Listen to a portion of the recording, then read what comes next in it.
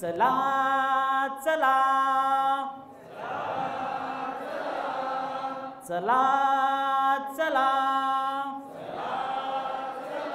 ही आपली गँग चला, ही आपली गँग चला,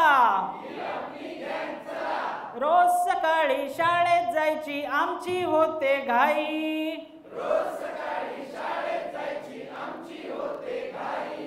नेमकं तेव्हा सापडेनास होत काही काही,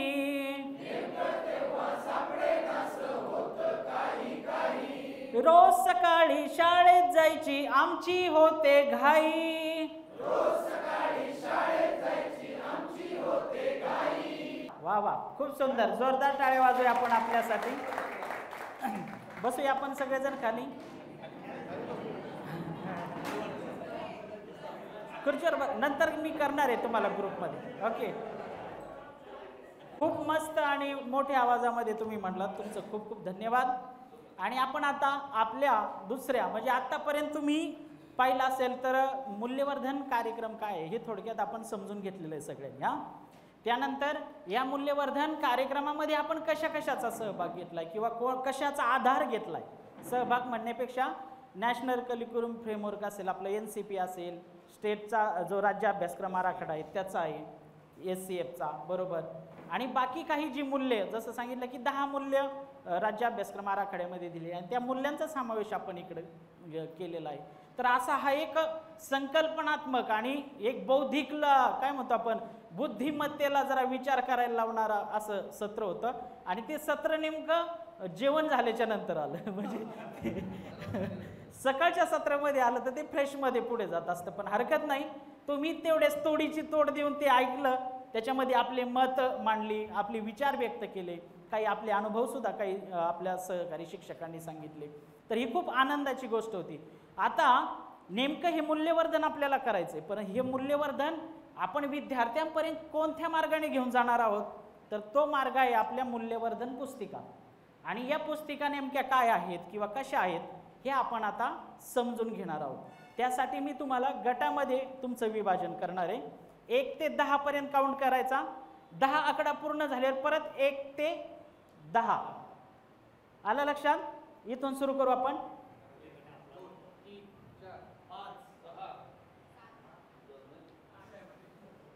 सर आता सगळे 1 नंबर उभे राहा. कोण कोण येतं? सगळे 1 नंबर. हां, फक्त 1 नंबर. हां चला 1 नंबर कोण कोण येतं?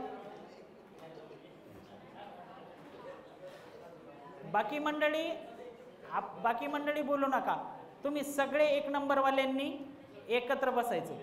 या इथं चला सर, या लवकर. हां, साहित्य घेऊन उठायचं आहे.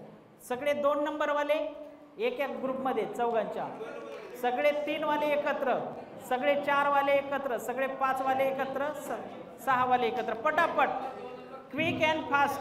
सगळेजण आपल्या ग्रुपप्रमाणे 30 सेकंदाच्या आत बसतील.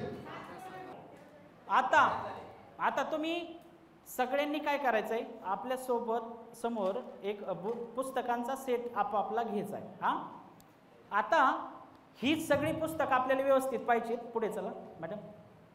ही पुस्तकं आपल्याला अभ्यास करायचा आहे, तर तुम्ही कोणत्याही एका इयत्तेचं एक पुस्तक म्हणजे 4 जणांकडे 4 इयत्तेचे वेगवेगळी पुस्तकं असतील. हां, ही तुम्ही वाचायची, पहिल्या पानापासून शेवटच्या पानापर्यंत एक ओझरती नजर टाकायची आहे तुम्हाला, म्हणजे बघत जा त्याच्यामध्ये काय काय आहे काय नाही.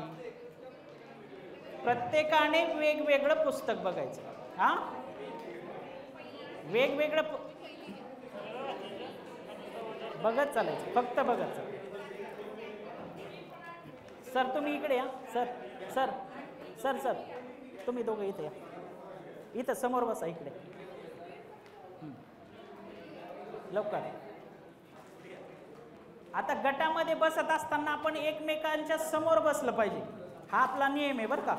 एकमेकांच्या समोर 4 जण आपण असो तर आपण एकमेकांच्या समोर बसायचं आहे तुम्हाला, तर तुम्ही ठरवा कसं एकमेकांच्या समोर बसायचं. आता प्रत्येकाने एक एक पुस्तिका घेतली आहे. आता ही पुस्तिका तुम्हाला पहिल्यापासून शेवटपर्यंत बघायची आहे, ओझरती नजर टाकायची आहे.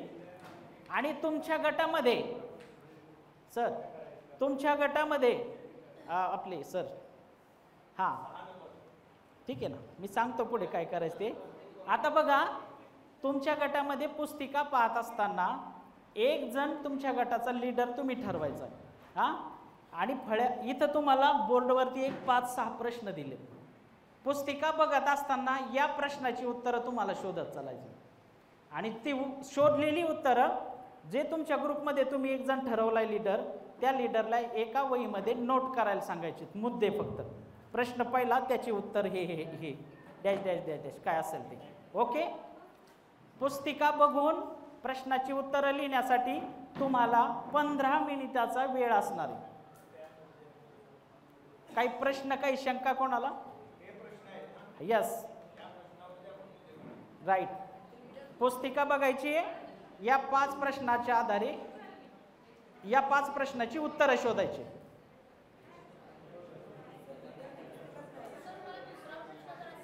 काय काय? हां, शिक्षक आणि विद्यार्थी पुस्तिकेमध्ये कोणते फरक आहेत? ही शिक्षकांची, तुम्हाला विद्यार्थ्यांची दिलेली नाहीये, पण तुम्ही पुस्तक पाहिलं त्यात उत्तर मिळेल तुम्हाला. त्यामुळे आता बघू आपण एकदा, आणि शेवटी जे प्रश्न मनात राहतील ना त्यावरती आपण चर्चा करू सगळे. ओके. प्रश्न पहिला आहे, मूल्यवर्धन उपक्रम पुस्तिका आणि शाळेत वापरली जाणारी नेहमीची पाठ्यपुस्तके यामध्ये कोणकोणते फरक आहेत? प्रश्न दुसरा, शिक्षक आणि विद्यार्थी पुस्तिकेमध्ये कोणते फरक आहेत? प्रश्न तिसरा, सर्व इयत्तांच्या पुस्तकांसाठी उपक्रमांची विभागणी कशी केली आहे? अशा प्रकारे यांचे वर्गीकरण करण्यामागचे व तसा क्रम लावण्याचे कारण काय असेल? वेगवेगळ्या उपक्रमातून मुलांना कोणकोणत्या प्रकारचे अध्ययन अनुभव मिळतील? तुमची वेळ सुरू झाली आता.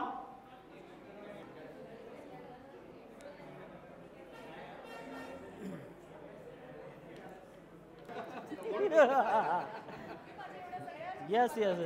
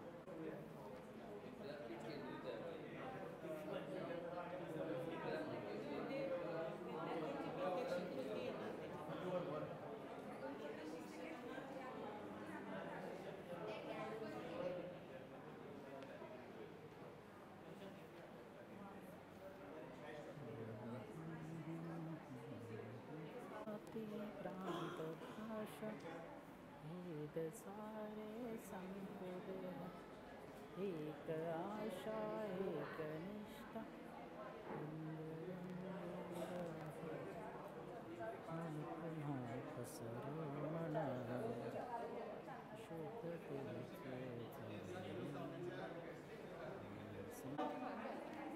ग्रेट. तुमचं झालं. शेवटचा राहिला एक, लवकर विचार करा. म्हणून 4 जण एकत्र दिलेत. झालं. इकडे झालं, यांचं झालं. सर तुमचं झालं. ओके. एखाद्या गटाचं थोडंफार राहिलं असेल तर आपण थांबूया. आता आपला वेळ आता संपलेला आहे या कृतीसाठीचा. आता हा ठीक आहे ना, आपण आता चर्चेतून तुम्हाला कळेलच ते, हरकत नाही. जितका होईल तेवढा विचार त्यात लिहा तुम्ही, बाकीचं आपण पुढे बघू. आता सगळेजण आपली पुस्तकं बंद करतील, समोर ठेवतील आणि इकडे माझ्याकडे पाहतील. आता प्रत्येक प्रश्नानुसार आपण पुढे जाऊया. हा, सगळेजण शांत झाले का? सगळेजण माझ्याकडे बघताय का? व्हेरी गुड, खूप छान. आता या ग्रुपला मी सुरुवातीला समोर बोलवतो, तुमचा ग्रुप, तुम्ही समोर या आणि तुम्ही जी काही पहिल्या प्रश्नाचं उत्तर काढलंय फक्त त्या पहिल्या प्रश्नाचं उत्तर तुम्ही सांगायचं. या 4 जण पुढे चला. तुमच्या गटातील जे लीडर आहेत ते मुद्दे वाचून दाखवतील पहिल्या प्रश्नावरती. हां,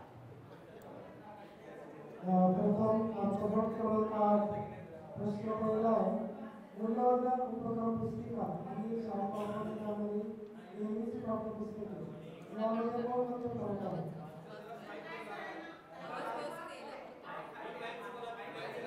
हॅलो हॅलो हॅलो, हां बोला.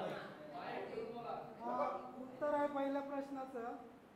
चित्रांचा जास्त वापर करून निरीक्षण क्षमतेवर भर दिलेला आहे मूल्यवर्धन पुस्तकामध्ये, आणि नेहमीचं जे आपलं आहे त्यामध्ये आकलन क्षमतेवर जास्त भर दिलेला आहे. ओके, सरांनी हा प्रश्न एवढंच उत्तर आहे तुमच्या ग्रुपचं. ओके, आता बाकी ग्रुपला याच्यामध्ये काही ऍड करायचं का? तुमचं काही वेगळं उत्तर आहे का? तर ते तुम्ही आता सांगायचंय. हा,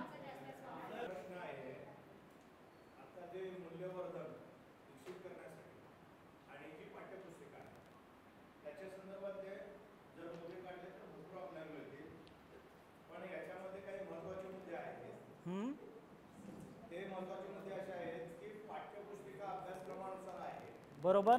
आणि इकडे मात्र विद्यार्थी विकास केंद्रित करणारे ही जी पाठ्यपुस्तिका व्यक्तिमत्व विकास करणारे असते. बर. दुसरा आहे शैक्षणिक विषयांची ठरलेली माहिती ही पाठ्यपुस्तकामध्ये आहे. हा, इथं मात्र विविध मूल्ये शिकवणारे जे उपक्रम आहेत, खेळ, गोष्टी इत्यादी हे या पुस्तिकेमध्ये समाविष्ट आहे. त्यानंतर पाठ्यपुस्तके परीक्षेसाठी तयारीसाठी आणि यासाठी मात्र जो हा मूल्यवर्धित आहे हे परीक्षेसाठी नसून ते आपल्या आनंदावर सहजरित्या शिकवण्यासाठी आहे, माणूस घडवण्यासाठी.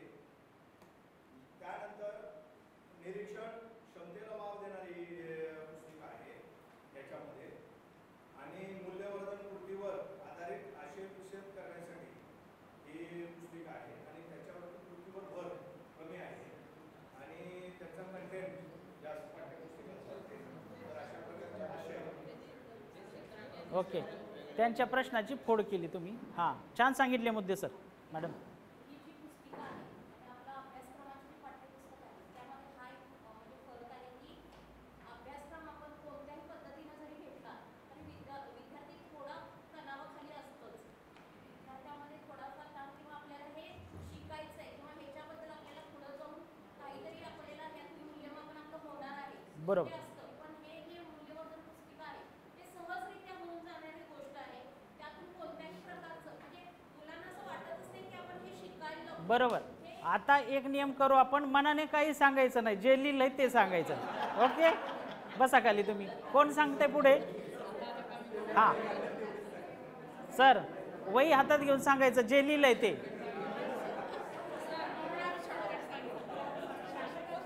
ऐकूया आपण. हा सर सर सर हा हा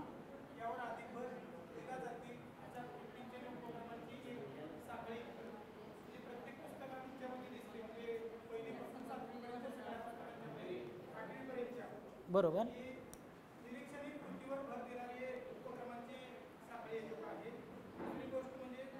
ते तेच ऑन करणं फक्त माईकचं ते बटन येतं ते.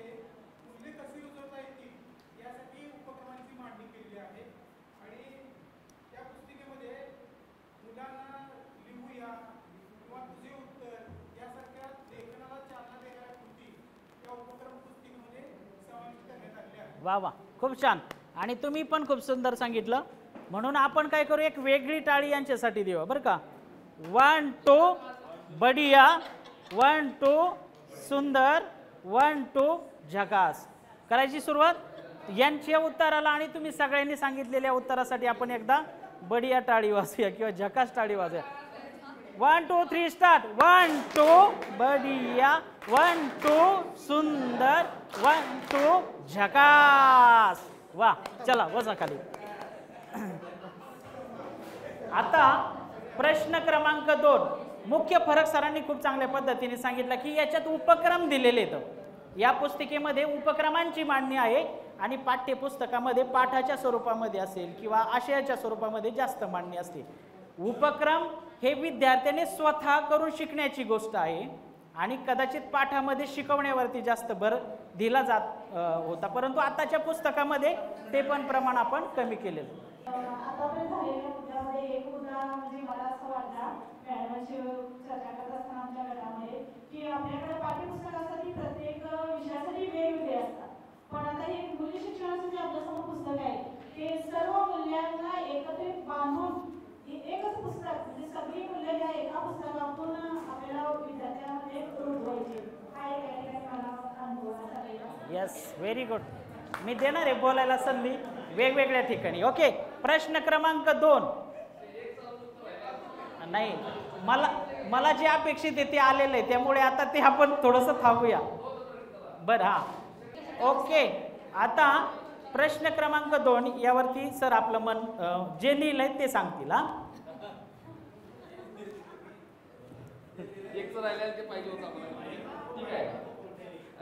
विद्यार्थी पुस्तिका आणि शिक्षक आपल्याला पुस्तिकेमध्ये फरक बघायचा आहे. तर शिक्षकासाठी ज्या सूचना आहेत आपल्या पाठ्यपुस्तकामध्ये त्याच पानावरती विद्यार्थी वाचतात शिक्षकांसाठी सूचना, पण इथं मात्र केलं की त्या सूचनांचं पान वेगळं ठेवलंय विद्यार्थ्यांचं, तो वेगळा केला आणि उपक्रमांची विभागणी नाही, तो पुढचा प्रश्नावर गेला तुम्ही. यांनी सांगितलं ते बरोबर आहे का सरांनी? विद्यार्थी उपक्रम पुस्तिका आणि शिक्षक उपक्रम पुस्तिका यातील फरक कळाला तुम्हाला सांगितल्याच्या नंतर? वा वा, हीच पुस्तिका नीट पाहिली ना याचा अर्थ.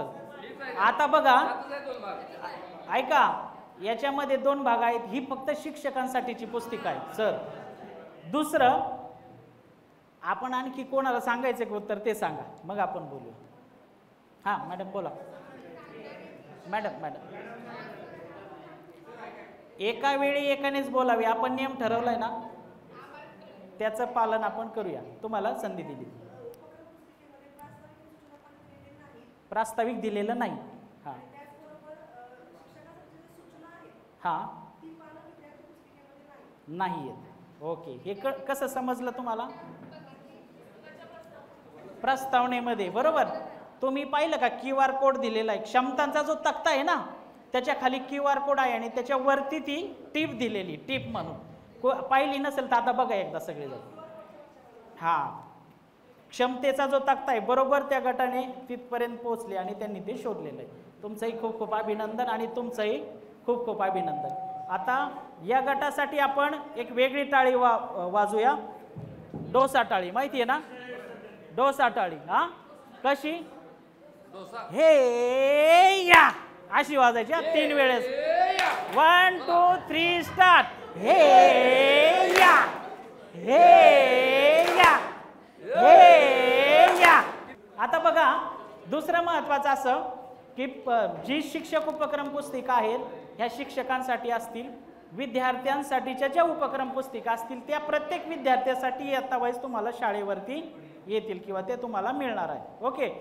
दुसरं, आता ज्या सूचनांचं पान आहे म्हणजे याच्यामध्ये तुम्ही जर पाहिलं शिक्षकांसाठी सूचना दिलेल्या आता प्रत्येक उपक्रम कसा घ्यायचा याच्या सूचना त्या पुस्तिकेत दिलेल्या आहेत का? कुठे आहेत त्या? बरोबर. म्हणजे विभाग संपला की त्या विभागातील उपक्रमांचे नंबरिंग प्रमाणे तो उपक्रम कसा घ्यायचा या शिक्षकांना सूचना दिलेल्या आहेत आणि मग त्या सूचनेनुसारच शिक्षकाने उपक्रम आपला वर्गामध्ये सादर करायचा. ओके. प्रश्न क्रमांक 3. हा सर तुम्ही उभीच राहिले या पुढे. वा, असा उत्साह पाहिजे. प्रश्न क्रमांक 3. प्रश्न क्रमांक 3 आहे, या ठिकाणी वाचून दाखवतो आणि त्या प्रश्नाकडे आपण काय करूया की जाऊया. सर्व इयत्तांच्या पुस्तकांसाठी उपक्रमांची विभागणी कशी केलेली आहे? सर इथं लिहिलेलं आहे आणि तेच मी इथं सादर करीत आहे. वा वा. म्हणजे पहिलं आहे तर ते म्हणजे यातील उपक्रमांची विभागणी मुद्देसूद केलेली आहे. एक. दुसरं आहे यातील जी विभागणी आहे ती 5 विभागामध्ये याची नोंदणी केलेली आहे. विभाग 1 आहे वर्ग नियमन, विभाग 2 आहे स्वच्छ जाणीव, विभाग 3 आहे वैयक्तिक जबाबदाऱ्या, विभाग 4 आहे नातेसंबंध, विभाग 5 आहे सामाजिक जबाबदाऱ्या. हे सर्व पुस्तिकेमध्ये सारखंच आहे. इयत्तानुरूप त्याच्यामध्ये थोडा पुढं कंटेंटमध्ये बदल होत गेलेला आहे. प्रत्येक इयत्तेतील कृतीमध्ये त्याची जी काय मान्य आहे ती मान्य वाढत गेलेली आहे, हे या ठिकाणी सांगता येईल. उदाहरण दाखल इयत्ता पहिलीचं जर पाहिलं तर स्वची जाणीव हे जर पाहिलं तर माझा परिचय तिथं घेतलेला आहे. इयत्ता पहिलीच्या पुस्तकामध्ये जो माझा परिचय आहे त्याच्यामध्ये वाढ ही इयत्ता दुसरीच्या पुस्तकात माझा परिचयामध्ये वाढलेली आहे. इयत्ता तिसरीमध्ये त्याच्यामध्ये वाढ केलेली आहे. असे वाढ या ठिकाणी म्हणजे मूल्यवर्धित हे होत आहे असं या ठिकाणी आपल्याला वाटतं. हे तर मी थांबतोय. वा वा. नेमकेपणा सर आहे वा वा, खूप मुद्देसूद. आणि तुम्हाला सांगतो, मला वाटलं ते उदाहरणं मनाने सांगतील, पण त्यांनी वहीमध्ये लिहिली ती उदाहरणं सुद्धा. बघा, म्हणजे एक क्विक आपल्यामधला एक बदल म्हणू किंवा त्याला आपण ही चांगली गोष्ट केली सर. हां, प्रश्न क्रमांक 4 इच्छुक उमेदवार. चला, प्रश्न क्रमांक 4. अशा प्रकारे यांचे वर्गीकरण करण्याचे मागचे व तसा क्रम लावण्याचे कारण काय असेल? हां, झालं. आपण मगाशी बघितलं होतं की अध्ययन निष्पत्तीची क्षमता, तर बऱ्याच प्रकारच्या अध्ययन निष्पत्ती किंवा अध्ययन अनुभव दिल्यानंतर आपल्याला त्या क्षमता त्या क्षमतेपर्यंत आपण पोहोचतो. त्यामुळं हे जे आहे वर्गीकरण करण्यामागचं कारण हे आहे की त्या वर्गीकरणानुसार त्याची काठिण्य पातळी किंवा त्याचा जो कंटेंट आहे तो वाढवत त्याने 8वीपर्यंत नेलेला आहे, जेणेकरून 8वीपर्यंत त्या विद्यार्थ्याला ही क्षमता प्राप्त होईल. ओके, आणखी कोणाला काही ऍड करायचंय? थांबा मॅडम. हा सर, बोला. हा,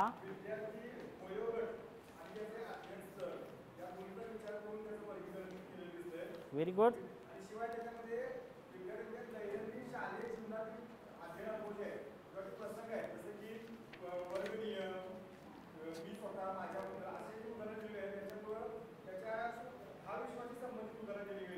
बरोबर.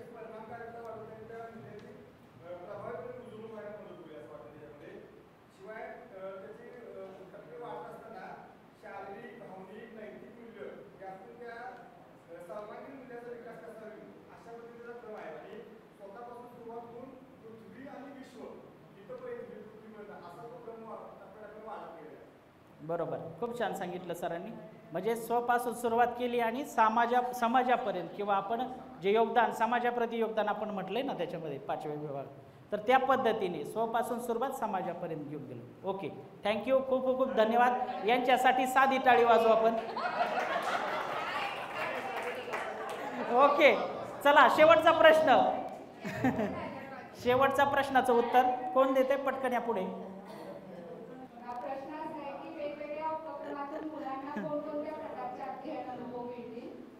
तर खूप सारे उपक्रम प्रत्येक पुस्तिकेमध्ये दिलेले आहेत. तर त्यामधून बघा, एकमेकांशी संवाद करणे, चित्रनिरीक्षण, गाणी, गोष्टी, खेळणे, अभिनय, वाचन, लेखन, भाषण, संभाषण अशा प्रकारचे वेगवेगळे अध्ययन अनुभव मुलांना मिळणार आहे.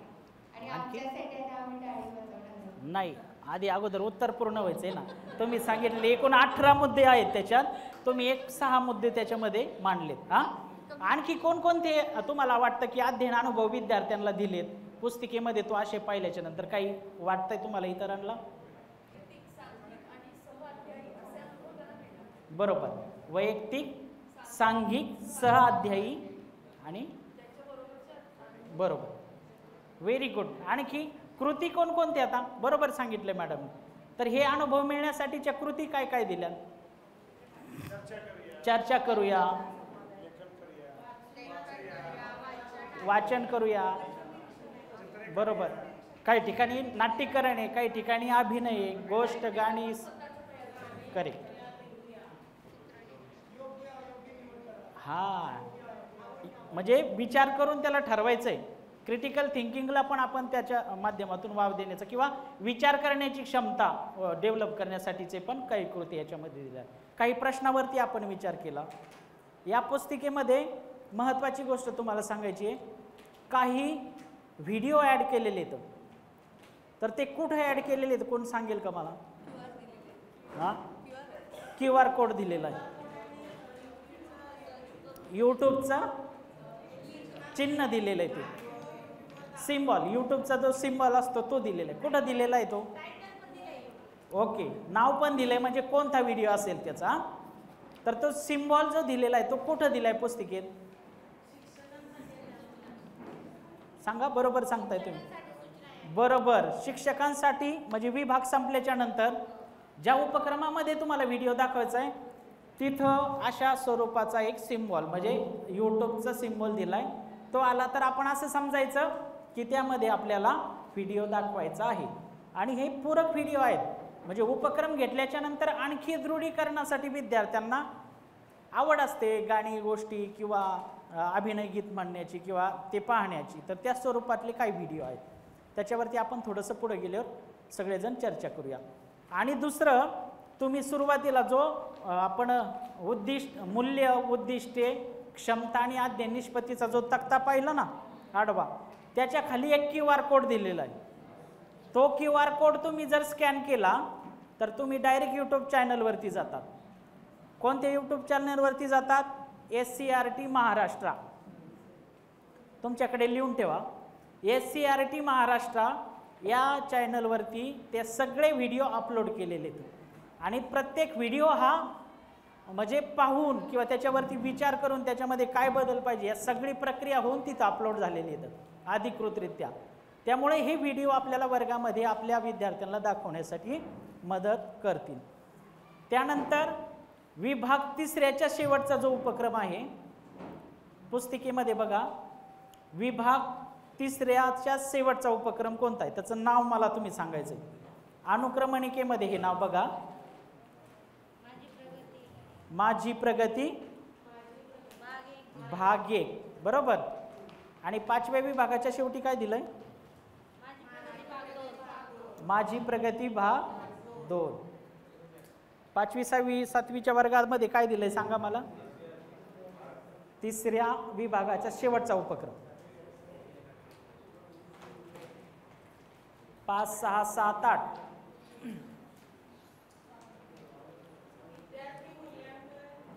भाग 1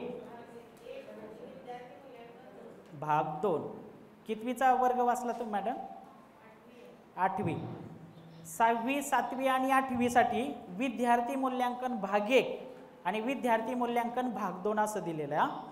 आणि 1ली ते 5वी साठी माझी प्रगती भाग 1 आणि माझी प्रगती भाग 2. आता दुसरं महत्त्वाची गोष्ट मी तुम्हाला सांगणार आहे, या पुस्तिका विद्यार्थ्यांना येणार आहेत आपल्या शाळेमध्ये, बरोबर ना? ती प्रत्येकाकडे एक पुस्तिका असणार आहे विद्यार्थ्याला. पण ह्या पुस्तिका आपण ज्या वेळेस उपक्रम आपल्या वर्गामध्ये घेणार आहोत त्याच वेळेस विद्यार्थ्यांना द्यायच्यात. आणि उपक्रम घेऊन झाल्याच्या नंतर पुन्हा त्या गोळा करायच्यात आणि आपल्या वर्गामध्ये किंवा आपल्या कपाटामध्ये व्यवस्थित जागी त्या ठेवायच्या. ओके, ही एक महत्त्वाची गोष्ट आहे. का आपण विद्यार्थ्यांना घरी द्यायच्या नाही पुस्तिका? खराब करतील, आणखी पुढचं सगळं सोडून टाकतील. आवडलं तर 2 दिवसात मूल्यवर्धन वर्षभराचं कंप्लीट करून टाकतील. आणखी घरी विसरून येतील, हरवतील, परत पुस्तकांचं ओझं होतं. हा,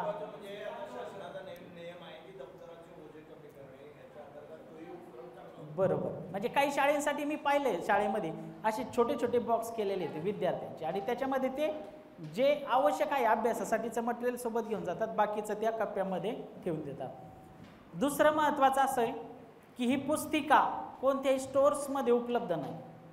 म्हणजे पाठ्यपुस्तक हरवलं तर आपण बुक स्टॉलमधून घेऊ शकतो, ही भेटणार नाही परत त्याला, बरोबर आहे ना?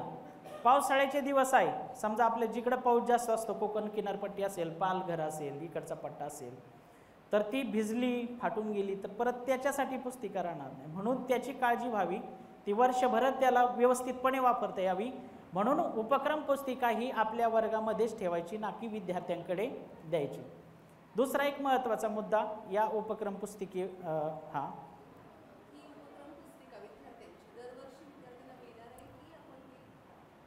नाही, दरवर्षी मिळणार आहे. यस, हां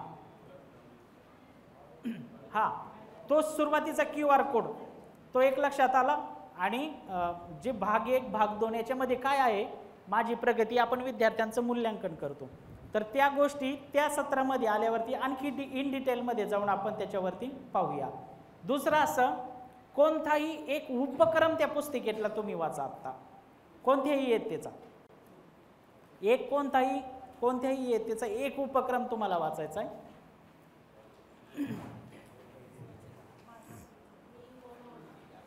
हां, आता हा उपक्रम वाचताना काय करायचं आहे आपण? सुरुवातीला काय करायचंय? प्रत्येकाने वेगळा एक उपक्रम वाचा. उपक्रम वाचताना काय बाबी लक्षात घ्यायच्यात आपण? शिक्षक सूचना आणि त्याला अनुसरण उपक्रम. उपक्रम कसा घ्यायचा हे शिक्षक सूचनेत दिले, म्हणून शिक्षक सूचना वाचून उपक्रम कसा घ्यायचा हे तुम्ही व्यवस्थित वाचा. 2 मिनिटाचा वेळ घेऊ आपण.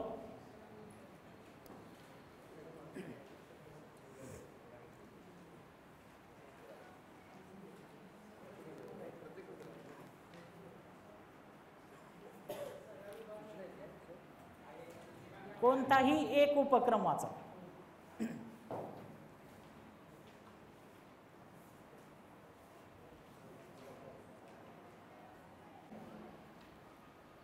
तर तुमच्या लक्षात काय आलं, त्या उपक्रमाची मांडणी कशी आहे हे मला थोडंसं तुम्ही सांगायचं.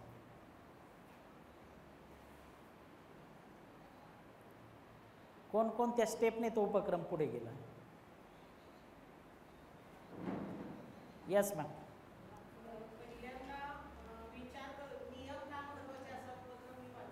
हां,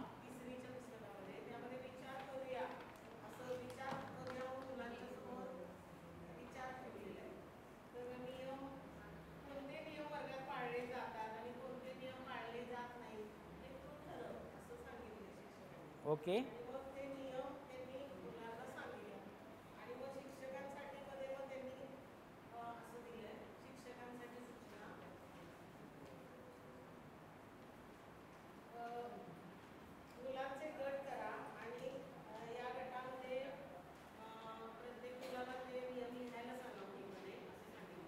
बरोबर.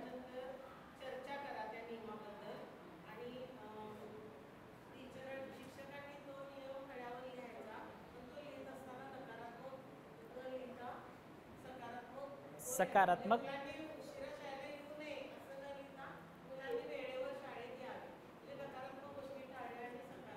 Very good. खूप छान. म्हणजे व्यवस्थित मॅडमनी शिक्षक सूचना काय सूचना दिल्या, तो उपक्रम कसा करून घ्यायचा हे तुम्हाला शिक्षक सूचनेमध्ये दिलं आहे. एक सहज तुम्हाला तो उपक्रम वाचायला सांगितला.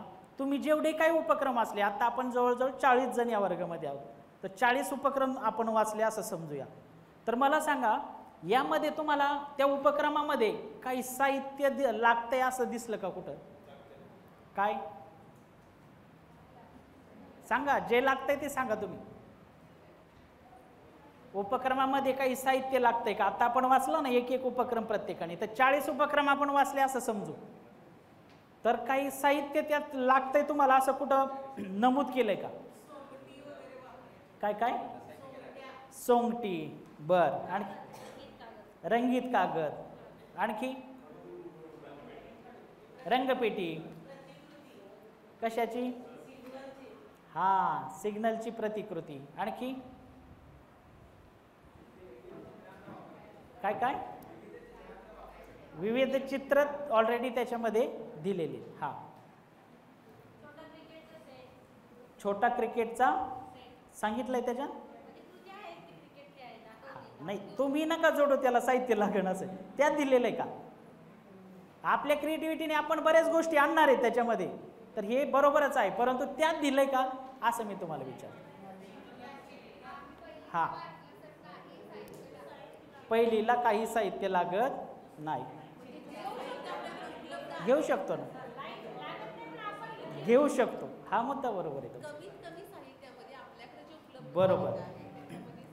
आता एक आपण जर आवाका पाहिला तर याला खर्चिक असं कोणतंही साहित्य आपल्याला आणायचं नाही.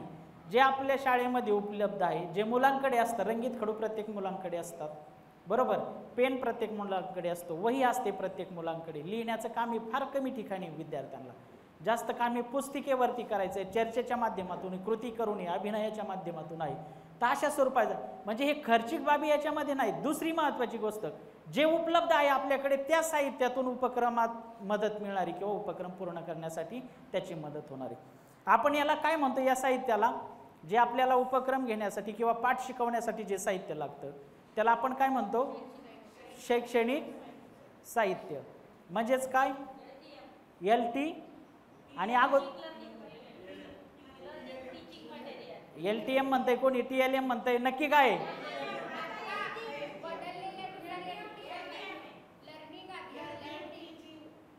आणखी TLM कोण म्हटलं?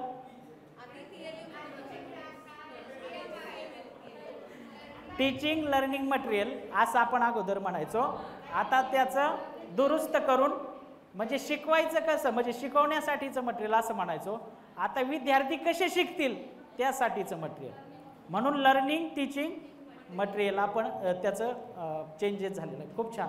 तर म्हणजे उपक्रमामध्ये वेगवेगळ्या पद्धतीचं साहित्य लागतं आणि उपक्रमाची तयारी करताना आपल्याला त्या गोष्टी पाहणं गरजेचं आहे. आता ही पुस्तिका तुम्ही पाहिली, या पुस्तिकेचं सगळ्यात शेवटचं पान बघायचं सगळ्यांनी.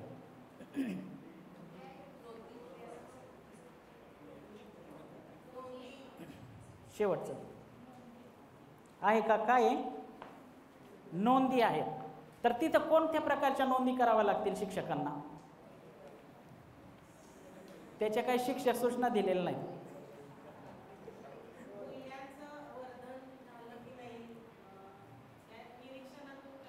उल्लेखनीय बाब किंवा जे आपण म्हणतो ना विद्यार्थ्यामध्ये वर्तन बदल आपल्याला दिसायला लागलाय, तर त्या संदर्भातली नोंद असू शकते. ती कशी असेल, एक मूल्यांकन पुढं सत्र आहे तर तिथं आपण त्याची जोड देणार आहोत. फक्त इथं तुमच्या लक्षात आणून दिलं की पुस्तिकेमध्ये काय काय आहे त्याचा आपण प्रत्येक घटकानुसार सत्रानुसार तिथं जोडणी देऊन तिथं आपण त्याची क्लॅरिटी पुढे पुढे घेत राहू. ओके. आता आपण पुस्तिका पाहिली, दोन प्रकारच्या पुस्तिका आहेत. एक शिक्षक उपक्रम पुस्तिका, मागे एक शिक्षक उपक्रम पुस्तिका जी इकडे दिसेल तुम्हाला शिक्षकांसाठीची, ह्या रंगामध्ये असेल. मुलांसाठीच्या ज्या असतील त्या अशा कलरफुल आणि चित्रामध्ये त्या पुस्तिका असतील. हा दोन्ही मधला फरक आहे. आता पुस्तिकेत काय हे समजून घेतलं. पुस्तिकेमध्ये प्रामुख्याने उपक्रम येतात. आता यामध्ये हे उपक्रम आपण आपल्या वर्गामध्ये कसे घ्यायचे किंवा प्रत्यक्ष उपक्रम म्हणजे काय, काय वाटतं तुम्हाला, उपक्रम आपण कशाला म्हणतो सांगा बरं.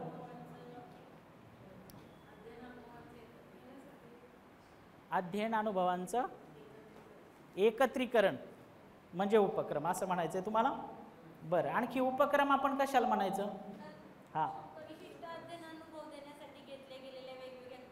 वा वा, विशिष्ट अध्ययन अनुभव देण्यासाठी घेतल्या गेलेल्या वेगवेगळ्या कृती त्याला आपण म्हणू शकतो. मॅडम तुम्ही पण बरोबर सांगितले काही प्रमाणामध्ये, मॅडमनी योग्य पद्धतीने. आणखी उपक्रम कशाला म्हणायचं आपण, कृतींची मालिका. बरं, आणखी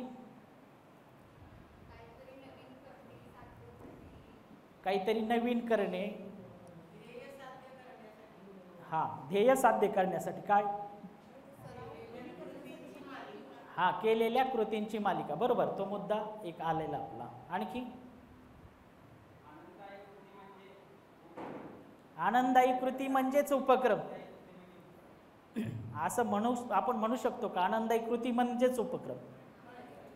तुमच्या उपक्रमातून आनंद मिळाला पाहिजे मुलांना, म्हणजे ती आनंददायी असेलच सगळ्या गोष्टी असं नाही. काही ठिकाणी तुम्हाला सिरियस होऊन विचार पण करावा लागणार, येते का लक्षात, पर्याय पण शोधणार आहेत, परंतु ते आनंददायी असलं पाहिजे. म्हणजे शिकण्याची उत्कंठा वाढवणारं असलं पाहिजे. म्हणजे या स्वरूपाचे उपक्रम ज्यातून विद्यार्थी स्वतः कृती करणार येतं, एकमेकांची मदत घेणार येतं, समजलं नाही तर पर्याय शोधणार येतं आणि त्यातून सारासार विचार करून जे काही योग्य आहे किंवा हे आपल्यासाठी अयोग्य आहे याचा विचार करणार येतं आणि त्याचा अनुभव घेणार आहेत. आणि ते अनुभव घेण्यासाठीचे ज्या कृती आपण दिल्यात त्याला उपक्रम असं आपण म्हणतो. ओके. म्हणजे इथं शिकवले जात नाहीत मूल्य, तो विद्यार्थी स्वतः करून ते शिकतात किंवा आत्मसात करतात असं आपल्याला म्हणता येईल. आता प्रत्यक्ष उपक्रम कसा असतो, तर एक उपक्रमच आपण प्रत्यक्ष बघूया तो कसा घेतला जातो वर्गामध्ये. ओके. आता मला एक व्हॉलेंटरी 12 मुलं पाहिजेत, इयत्ता 3री वर्गाचे. त्यामध्ये 6 मुलं आणि 6 मुली तुमच्यामधून. म्हणजे आता मला उपक्रम घ्यायचा आहे ना, म्हणून तुम्हाला मुलांच्या लेवलवरती मी घेऊन चाललोय. आता मी इयत्ता तिसरीचे शिक्षक म्हणून यांच्यासोबत उपक्रम घेणार आहे आणि तुम्ही इयत्ता तिसरीचे मुलं म्हणून या उपक्रमामध्ये सहभागी होणार. आता दुसरी महत्वाची गोष्ट, जे आपले सहभागी, बाकीचे आपले प्रशिक्षणार्थी सहभागी आहेत, त्यांनी उपक्रम ऑब्झर्व करायचा आणि या उपक्रमामध्ये काय घडतंय, काय कृती होत आहेत हे बारकाव्यानिशी तुम्ही त्याची नोंद आपल्याकडे ठेवायची. नंतर आपण पुढे चर्चा करणार आहोत. ओके, तर मी आपल्यासोबत एक उपक्रम घेणार आहे. आता तिसरीचे तुम्ही विद्यार्थी, तर आपण सगळेजण आता एकदा खाली बसूयात जागेवरती आणि आपल्या वयासोबत घेऊन बसूयात. म्हणजे पुस्तक आणि तिसरीचं पुस्तक आणि वया, इयत्ता तिसरीचा. आता आपण उपक्रमाला सुरुवात करू. मी इयत्ता तिसरीचा एक उपक्रम घेणार आहे, तो दोघांना मी ते तुम्हाला पुढे सांगतो. नमस्कार मुलांनो. अरे बाबा, आज खूप सुंदर असे नटून आलाय तुम्ही, छान दिसतात सगळेजण. एकदा एकमेकांकडे बघून स्माइल द्या बरं सगळेजण. छान स्माइल दिली ना, एकदा काय म्हणजे आपण आपल्यासाठी. आता बघा, आज आपल्याला आपली आजची ही मूल्यवर्धन क्लास आहे. यामध्ये आपण इयत्ता तिसरीचा एक उपक्रम बघणार आहोत आणि त्या उपक्रमाचं नाव काय आहे ते मला सांगायचं नंतर. आता सुरुवात करण्यापूर्वी आपण एक छोटंसं गाणं म्हणू आणि गाणं म्हणून झाल्यावरती आपण उपक्रमाला सुरुवात करू. तुम्ही जागेवर उभे राहता सगळेजण, जागेवर उभे राहा सगळेजण.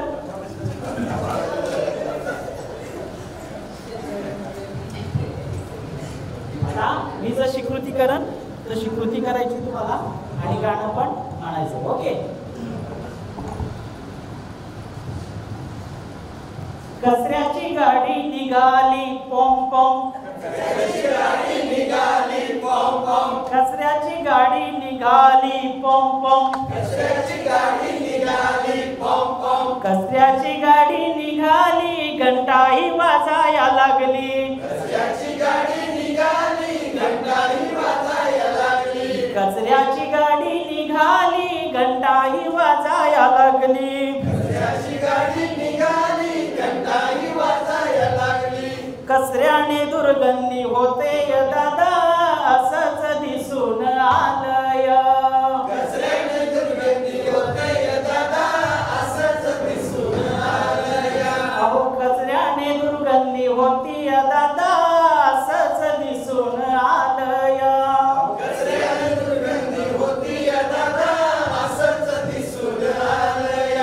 वा वा वा, खूप सुंदर. बसूया आपण सगळेजण खाली. वा वा.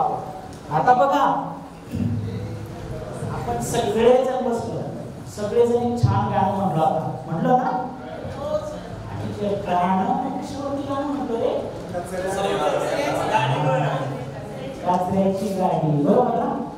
मग तुम्ही येते गाडी काय म्हणते?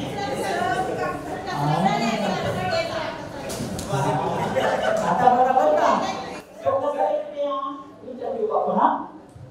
आपण नंतर जमा करू.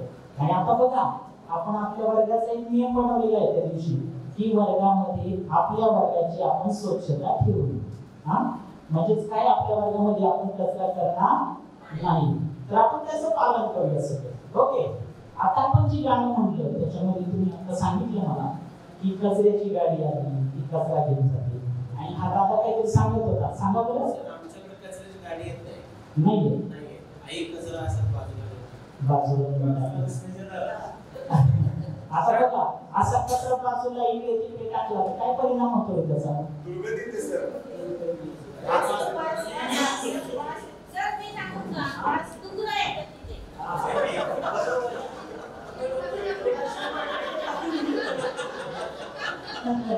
आता बघा, दुसरं तुम्ही सांगितलं मला की कचऱ्याची गाडी येते, त्याच्यामध्ये काही गाणी पण असतात बघा, सकाळी सकाळी स्वच्छ भारत का इरादा असतं ना सर. आता बघा,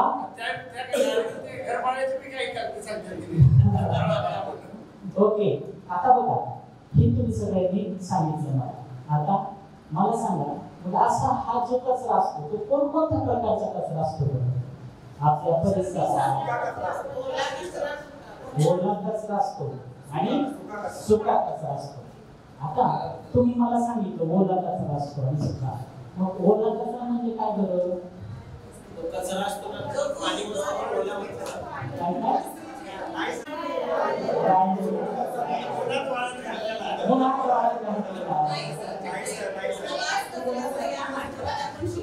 हा सगळ्यात सांगेल का?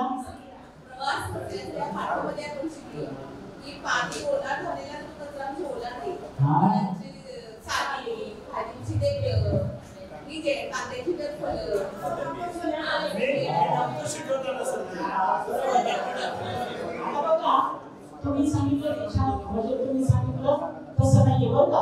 जसं हिने सांगितलं ना की आपण कचऱ्याचा प्रवास या पाठामध्ये पाहिजे, परंतु त्या दिवशी तुम्ही नसाल कदाचित म्हणून माहिती नाही. पण आपण ओला कचरा कशाला म्हणतो? तर ओला कचरा हा लवकर कुजतो आणि त्याचं खत होतं. जे खत आपण आपल्या झाडांना टाकतो, शेतामध्ये पिकाला टाकतो, जो लवकर कुजतो आणि त्याचं आपण खत करू शकतो. विघटन किंवा त्याचं कुजणे आपण मराठी भाषेत बोलतो. तर ते होणारा कचरा म्हणजे ओला कचरा. आणि सुका कचरा म्हणजे काय?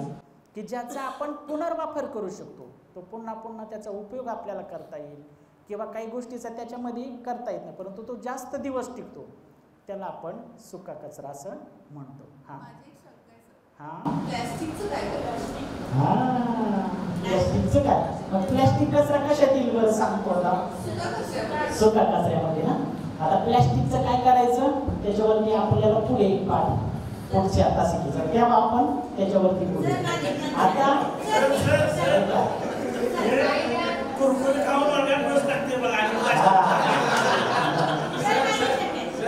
आता हा हा सर शाळा उघडली ना सकाळी आम्ही जेव्हा जातो ना, शाळा उघडल्यावर सगळ्या काचेच्या बाटल्या पडलेल्या असतात. ते आता बोल्यामध्ये आता बघा याच्यावर आपण तिचं बरोबर आहे म्हणणं. आता आपण त्याच्यावरती विचार करूया सगळेजण. आता काचेची बाटली किंवा काच ही आपली कशामध्ये सांगा तुम्ही? तिचं आपल्याला बघा काच वितळून काय करतो आपण त्याच्यापासून? तुमच्या हातामध्ये आहेत का? म्हणजे आता लांबशीच व्हायला लागले बाटली किंवा आपल्या घरामध्ये पाहतो ना आपण काचेचे ग्लास असतात शरबत घेण्यासाठी, त्यानंतर काचेचे कप पण असतात. म्हणजे अशा पद्धतीने त्याचा वापर आपण करत वस्तू बनवण्यासाठी सुद्धा करू शकतो. म्हणून ते सुक्या कचऱ्यात आमचे सर सांगतात ते काचेचे तुकडे ना ओल्या कचऱ्यात पण नाही टाकायचे, सुक्यात पण नाही टाकायचे, खड्ड्यात पुरायचे. हा का सांगतात असं सरांनी सांगितलं नाही तुम्हाला काय? बरोबर, अगदी बरोबर. म्हणजे त्याच्यामध्ये ई कचरा पण असतोय बरं का, पण ते आता नाही, आपण पुढे त्याच्यावरती उपक्रम आहे. जो हॉस्पिटल मधला कचरा किंवा वेगळा आहे वैद्यकीय कचरा, तर आणखी वेगवेगळे प्रकार आहेत त्याच्यामध्ये. पण आता आपण येताना एक मोठी असे हे आहे त्याच्यामध्ये का नाही प्लास्टिक पिशव्यावर टाकलेल्या माझ्या गल्लीतून दिसत आहे आणि तिथं वरती लिहिले घन कचरा व्यवस्थापन आणि मी कधीतरी प्लास्टिक घेतो त्यात टाकतो.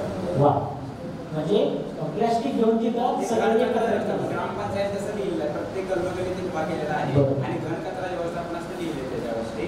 आणि साधारणतः एक 4-5 महिन्यानंतर ते काका येतात आणि ते कागद घेऊन जातात. बरोबर. म्हणजे इकडे तो कचरा होण्यापेक्षा कागद काढला की प्लास्टिक त्यात टाकलं जावं. हा आता आपण एकमेकांसोबत बोलायचं नाही, आपण नियम काय ठरवला? मी बोलत असताना सगळ्यांनी लक्षपूर्वक ऐकायचं आणि तुम्ही बोलत असताना मी लक्षपूर्वक ऐकणार. तर आता आपण दोघांनी जोड्यामध्ये बसायचं. आता तुमच्या दोघांची जोडी बसा तुम्ही एकमेकांसोबत. जोडीमध्ये कसं बसायचं माहिती? आता असं शेजारी शेजारी म्हणजे समोरासमोर बसायचं. आता तुम्ही मॅडम इकडे या, इकडे या, तू शेला इकडे ये. हा वैशाली तू येते. आता बघा आता तुम्ही कसे बसवत माहिती का? जसं काय तुम्हाला जेवण येणार आहे मध्ये आता सगळे जण घेणार आहे. आता झिकझॅक बसायचं म्हणजे कसं? एक जोडी इकडे बसेल, एक जोडी इकडे बसेल, एक जोडी इकडे बसेल, एक जोडी इकडे बसेल. चला तुम्ही या इकडेच थोडस सरकार मॅडम सरकार तुम्ही इकडे वा थोडस इथे थोडीशी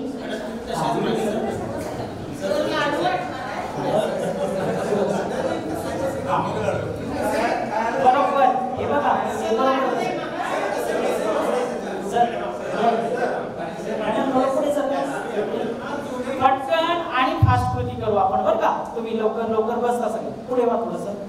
तुम्ही नसता सर, तुम्ही पुढे वा. आता बघा तुम्ही सगळेजण काय झाला जोड्यामध्ये बसले. आता जशी आपण चर्चा केली की आपल्या परिसरामध्ये, घराच्या परिसरात, शाळेच्या परिसरात असलेला आपल्याला कचरा दिसतो. एक असतो ओला कचरा आणि दुसरा असतो सुका कचरा. आता तुम्ही प्रत्येकाने विचार करायचा. सुरुवातीला काय करायचंय, स्वतः विचार करायचा आहे की ओल्या कचऱ्यात कोणकोणत्या गोष्टी येतील आणि सुक्या कचऱ्यात कोणकोणत्या गोष्टी येतील, आणि ते स्वतः आपल्या वहीवरती लिहायच्या, आठवायच्यात आणि वहीवरती त्या लिहायच्या. लिहून झाल्याच्या नंतर आपल्या जोडीतील मित्राला त्या सांगायच्या. त्याच्यावर 10 पानं लिहायला लावतात तरी लिहायला येत नाही. बरं, आता काय करू, तुझ्या सोबत जी बसलेली ना वैशाली, तुला वैशाली नाही कामाला वैशाली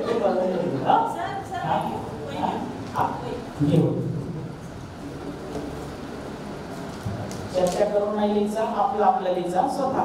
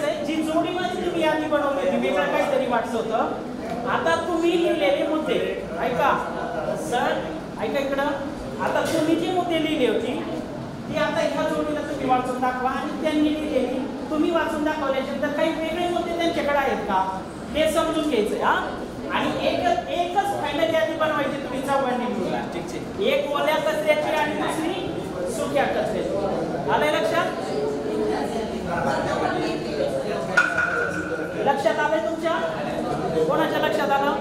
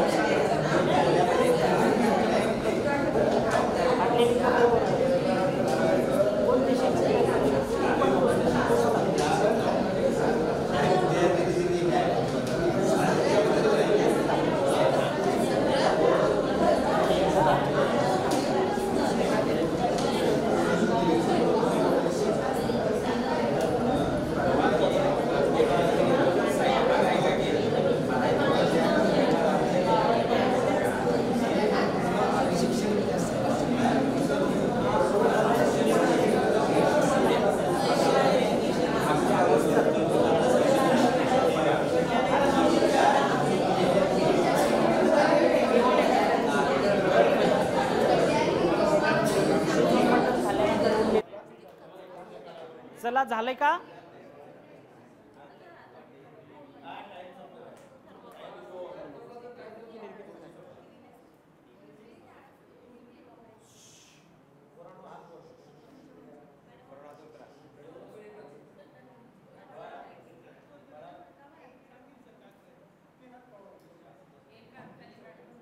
थँक्यू.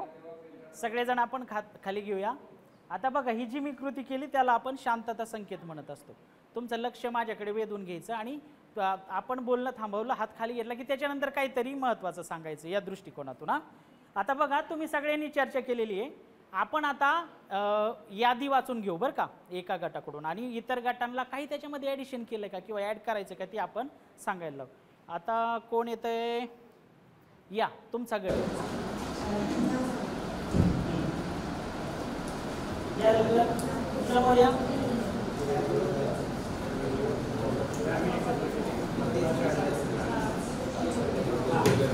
या चौघं कोण या समोर, या चौघं कोण या. आज आम्हाला सगळ्यांनी की नाही ओला कचरा आणि सुका कचरा अशी यादी करायला सांगितली होती. तर आम्ही काय केलंय, सुका कचरा लिहिलाय ना आम्ही. कागद, काठी, प्लॅस्टिक, म्हणजे आम्ही सुका कचरा वाचते आता. कागद, काठी, प्लॅस्टिक, सुकलेली झाडाची पानं, फाटलेले कापड, रद्दीचे कागद, काचेच्या वस्तू आणि लोटून काढल्यानंतर जी धूळ गोळा होते, हा सगळा आमचा सुका कचरा आहे. आणि ओला कचरा, ओल्या कचऱ्यामध्ये भाजीची देठं, केळीची सालं, शेंगाची टरफलं, फळांच्या साली, करकट्या किंवा मुरलेलं अन्न, बटाट्याच्या साली, आईनं सोलून बटाटे सोलते की नाही त्यानंतर त्या साली, नाही बटाट्याच्या साली वेगळं, कांद्याची टरफलं, बदामाची किंवा काजूच्या वरचं फोडून राहते की नाही हे, खराब झालेली फळं, अंड्याची टरफलं, आमचं खात नाही पण तिथे शिजवून मटण खाल्यानंतर उरलेली आणि ओके. त्यासाठी एकदा आपण टाळ्या वाजवूया सगळेजण. आणि आता बघा, तुम्ही याच्या व्यतिरिक्त तुमच्याकडे काही मुद्दे आहेत का? थर्माकोल एक मी सुका कचऱ्यामध्ये लिहिले, पण त्याने वाळलेली पानं सुका कचऱ्यात आली.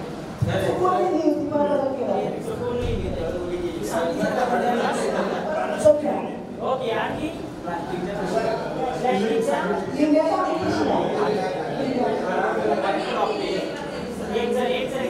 खराब मोबाईल आणि ट्रॉफी असतात त्या खराब मोबाईल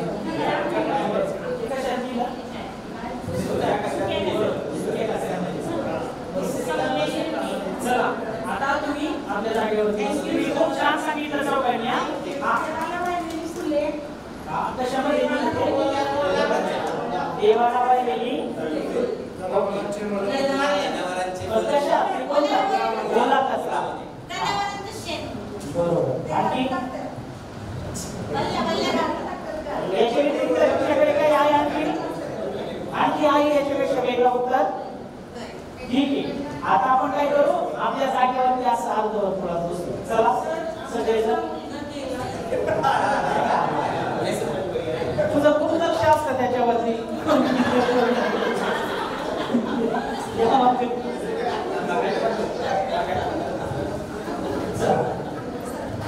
आता बघा, तुम्ही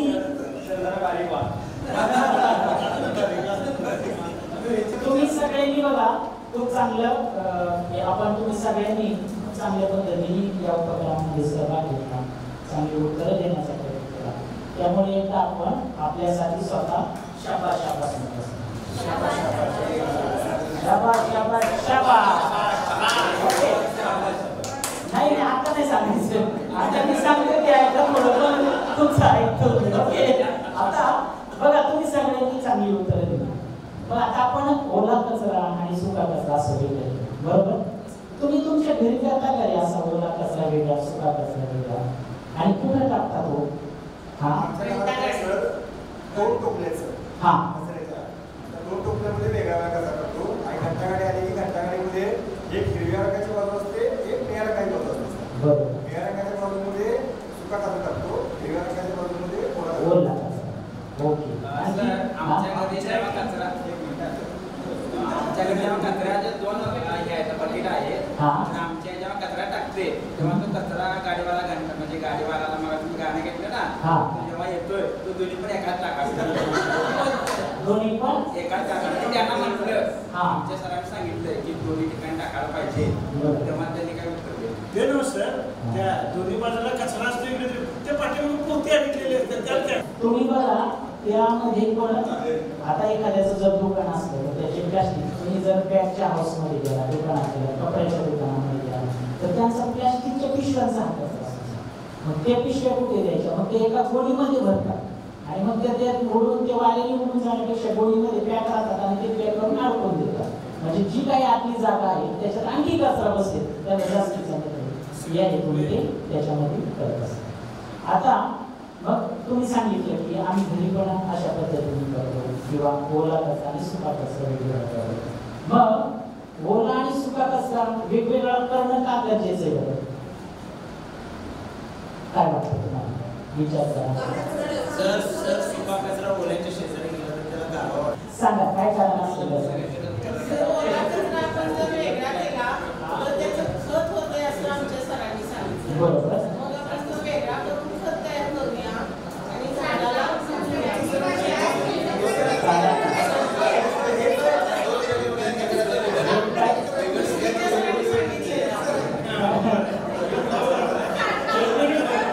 ऐका आपण काय करूया? कचरा आपण मिक्स केला तर त्याचं खत होणार नाही, तो कुजणार नाही आणि ओला जर वेगळा करून कुजला तर खत होणार. मग आपण झाडाला टाकता येते. बरोबर. झाडाला करतात. की प्लास्टिक वगैरे जे आहे ना ते एकत्र करून ते पुन्हा त्याच्यापासून प्लास्टिकच्या दुसऱ्या वस्तू तयार करतात. बरोबर. अगदी बरोबर. पण सर आमच्या तिथे पावडा रोडला झूम प्रकल्प आहे. त्यात एकत्रच आहे देवाला बी तयार वाटतं त्यात सगळं त्यातच आहे. आता बघा तुम्ही सगळ्यांनी खूप चांगल्या पद्धतीने सहभागी झाला, उत्तरं दिली. आता तुम्ही घरी जाऊन एक कृती करायची. काय करायचंय? आपल्या गावामध्ये कचरा कुठे कुठे जास्त प्रमाणात होतो तर ते त्याची यादी करून आणायची मला, म्हणजे कोणत्या जागेवर होतो. आणि दुसरं असं आपल्या घरी सुद्धा सगळ्यांना कचरा वेगळा करणं का गरजेचं आहे? ओला कचरा आणि सुका कचरा हे सगळ्यांना तुम्ही सांगायचं. आणि आपल्या घरी साधं बघा, जसं यांनी सांगितलं ना मी 2 टोपले केलेले तर म्हणजे त्याच्यासाठी मला निळा डबा किंवा जो हिरवा डबा आहे तोच असला पाहिजे असं काही नाही. 2 वेगवेगळे पण तुम्ही करू शकता, जसं टोपली केली बरोबर ना. काहीकडे जुने बकेट असतात त्याचं पण करतात कचरा टाकण्यासाठी. तर अशा पद्धतीने आपण उपाययोजना करू शकतो. आणि घरी गेल्यावरती तुम्ही घरच्यांना पण सांगायचे आणि ते काय म्हणाले ते मला उद्याच्या तासिकेमध्ये आल्यावरती तुम्ही सांगायचं. ओके. तर आज आपण इथे थांबूया आणि परत आपल्या पुढच्या 2 दिवसानंतरची मूल्यवर्धन तासिका त्या दिवशी आपण सगळेजण भेटूया. चला बाय बाय. या उपक्रमामध्ये काय प्रोसेस घडली हे मला तुम्ही सांगायचं. स्टार्ट टू एंड काय प्रक्रिया घडली यावरती आपण बोलूया. हा सर. एक समस्या मुलांच्या समोर उभी केली होती. जेव्हा मुलं एकत्र आली त्याच्यासमोर की म्हणजे कचरा होतोय तो कचरा कशा प्रकारे होतोय त्याच्यासाठी म्हणजे मुलांना एकतर त्या कचरा सुका आणि कचरा याच्या संदर्भानं मुलांना यादी करायला लावली.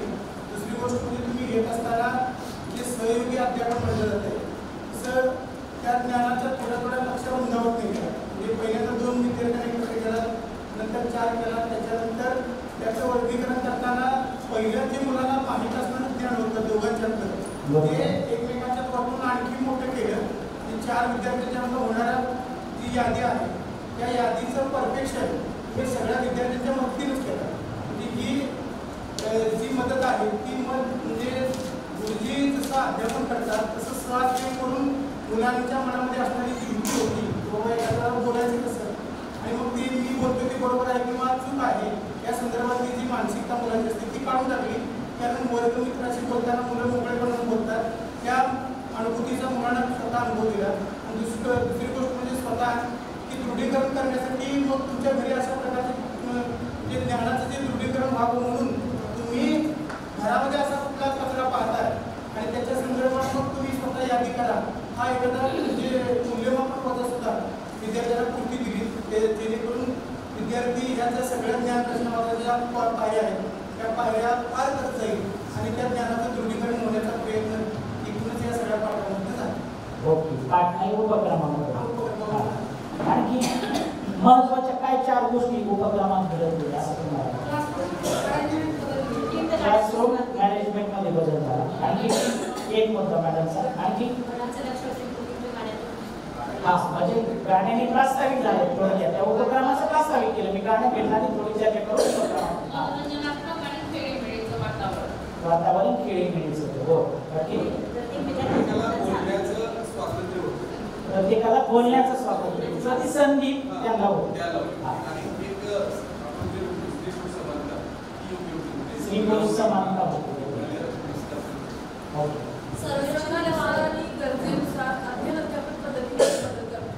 गरजेनुसार आणि प्रसंगानुसार अध्ययनाध्यापन पद्धतीमध्ये सुरू होतं. बरोबर. आणि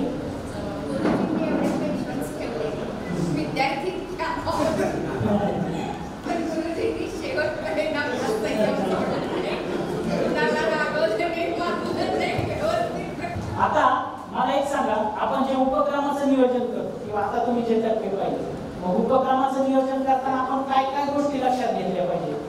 एक उपक्रम आपल्याला वर्गामध्ये घ्यायचा आहे तर त्याची पूर्वतयारी करण्यासाठी आपण काय काय गोष्टी लक्षात घेतल्या पाहिजे? पटपट मुद्दे सांगूया. साहित्य कोणतं लागेल? वर्गाची रचना, विद्यार्थी संख्या. बरोबर. आणखी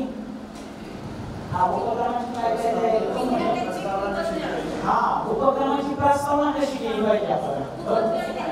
पूर्वज्ञान जागृत करणं असेल किंवा माहिती करून देणं. आणखी एका वेळी कृतींचा क्रम अतिशय महत्वाचा मुद्दा आहे मॅडमचा. कृतींचा क्रम जो पहिला आहे तो पहिलाच आला पाहिजे, दुसरा, तिसरा, चौथा. विद्यार्थ्यांची मानसिक तयारी करणं. उपक्रमानंतर त्याला आपण मूल्यवर्धन मध्ये म्हणतो की घरी करायच्या कृती. बरोबर. आणि स्वाध्याय आपल्या पाठ्यपुस्तकामध्ये स्वाध्याय. बरोबर. आणखी काय क्लासरूम कंट्रोल म्हणजे वर्ग व्यवस्थापनच आपण त्याला म्हणू. हा म्हणजे शांतता संकेत असं त्याच्यामध्ये उपयोग केला तो आपण पुढे पाहणार आहोत. आपण सगळे कार्यक्रमामध्ये आता बघा. हा क्लासिकेचं नियोजन. आता बघा तुम्ही सगळेजण तुम्ही बारकाईने जर पाहिलं असेल एक प्रास्ताविक केलं, नंतर थोडीशी नॉर्मल चर्चा केली तुमच्यासोबत आणि उपक्रमाकडे मी घेऊन गेलो. नंतर सूचना दिल्या की तुम्हाला आता जोडीमध्ये बसायचे. बरोबर. आणि जोडीमध्ये बसून कोणत्या विषयावरती काम करायचं तो विषय मी तुम्हाला सांगितला आणि 2 वेळेस विचारलं समजलं का तुम्हाला? जर विद्यार्थी नाही म्हटले ज्याला समजलं ना त्याला उभं करायचं ग्रुपमध्ये जोड्यामध्ये. आता तू सांग बरं मी काय सूचना सांगितली म्हणजे त्याला समजली असेल की मी व्यवस्थित सांगितलं ठीक, पण त्यालाही समजलेलं नाही आपल्याला समजेल आणि मग आपण परत ती पुन्हा एकदा डबल रिपीट सूचना केली. त्यानंतर मग मुलांना चर्चा करण्यासाठीचा वेळ दिला, मुलांना विचार करण्यासाठीचा, लिहिण्यासाठीचा, त्यांची चर्चा करण्यासाठीचा आणि चर्चा करून झाल्यानंतर काय तुम्ही चर्चा केली ती पुढे येऊन सादर करा आणि सादरीकरणातून मग चांगले केले त्यांचं कौतुक हेतू कौतुक आपण म्हणतो कारणासहित कौतुक करणं आणि मग विद्यार्थ्यांना एक होल क्लास म्हणजे संपूर्ण वर्ग चर्चेसाठीचा प्रश्न विचारला. ओला कचरा आणि सुका कचरा वेगळा करणं का गरजेचं? बरोबर ना. आणि मग त्यानंतर घरी करायची कृती दिली. अशा पद्धतीने एका मूल्यवर्धन उपक्रमाचा हा प्रवास असतो किंवा असे टप्पे असतात 1 बाय 2 बाय 3 बाय. ओके. तर त्या पद्धतीने आपण पुढे जाऊया. आणखी पुढे जाऊ थोडंसं नियोजन पाहिलं आपण. बस. प्रत्यक्ष उपक्रम वर्गामध्ये घेत असताना काय करायचं त्याच्यावरही चर्चा झालेली आपली म्हणजे तुम्ही मुद्दे मांडले म्हणून फक्त ते आपण वाचून घेऊ. आणि पुढे आता कोणताही उपक्रम तुम्ही जर पाहिला मूल्यवर्धन मधील सर्व उपक्रमांचे मूलभूत टप्पे म्हणजे कोणताही उपक्रम घेतला तर ह्या 4 टप्प्यातून तो उपक्रम जातो. जसं मी आता तुम्हाला प्रोसेस सांगितली. आता हे 4 टप्पे त्या उपक्रमामध्ये दिसतील तुम्हाला कोणताही वाचला.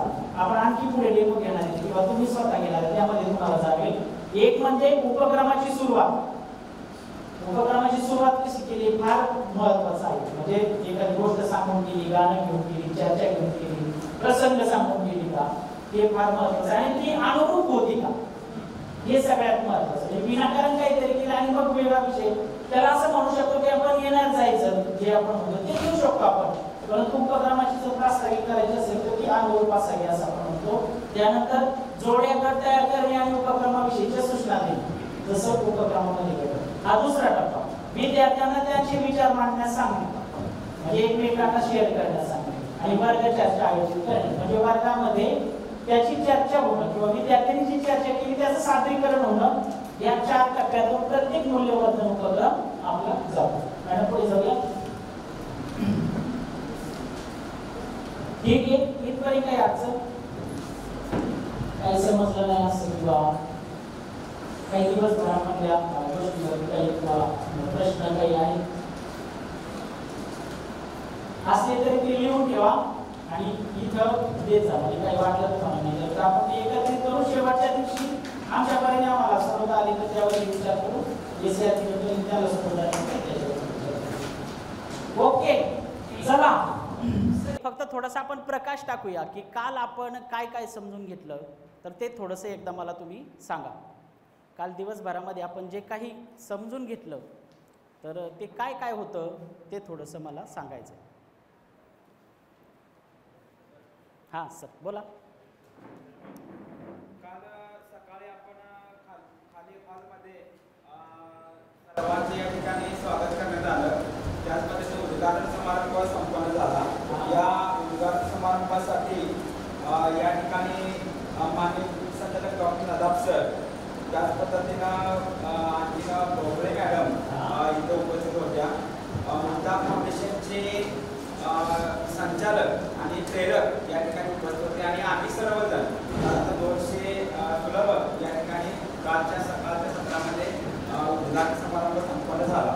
आणि त्यानंतर काय केलं आहे की प्रत्येक जिल्हावाईज बॅच क्रमांक देऊन त्यांना त्यांच्या खोलीमध्ये प्रवेश करण्यासाठी प्रवृत्त केलं। आणि आपण काय केलं की बॅच क्रमांक 1 म्हणजे आपण बसलेलो आहोत ते तिथं आपण सर्वजण इथं आलो आणि आल्यानंतर हे प्रशिक्षण 5 दिवसाचे आपण घेणार, ते जिल्ह्याला 4 दिवसाचं देणार, जिल्ह्याला 4 दिवस आल्यानंतर ते तालुक्याला 3 दिवसात देणार। ही सगळी माहिती आम्हाला दिलेली आहे याच्यामध्ये। त्याच पद्धतीनं बरंच आहे, सगळं लिहिलेलं आहे का त्यामुळे आता थोडं थांबा।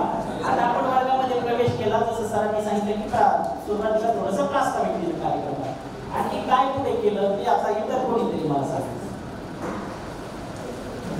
हे 17 झाले आपली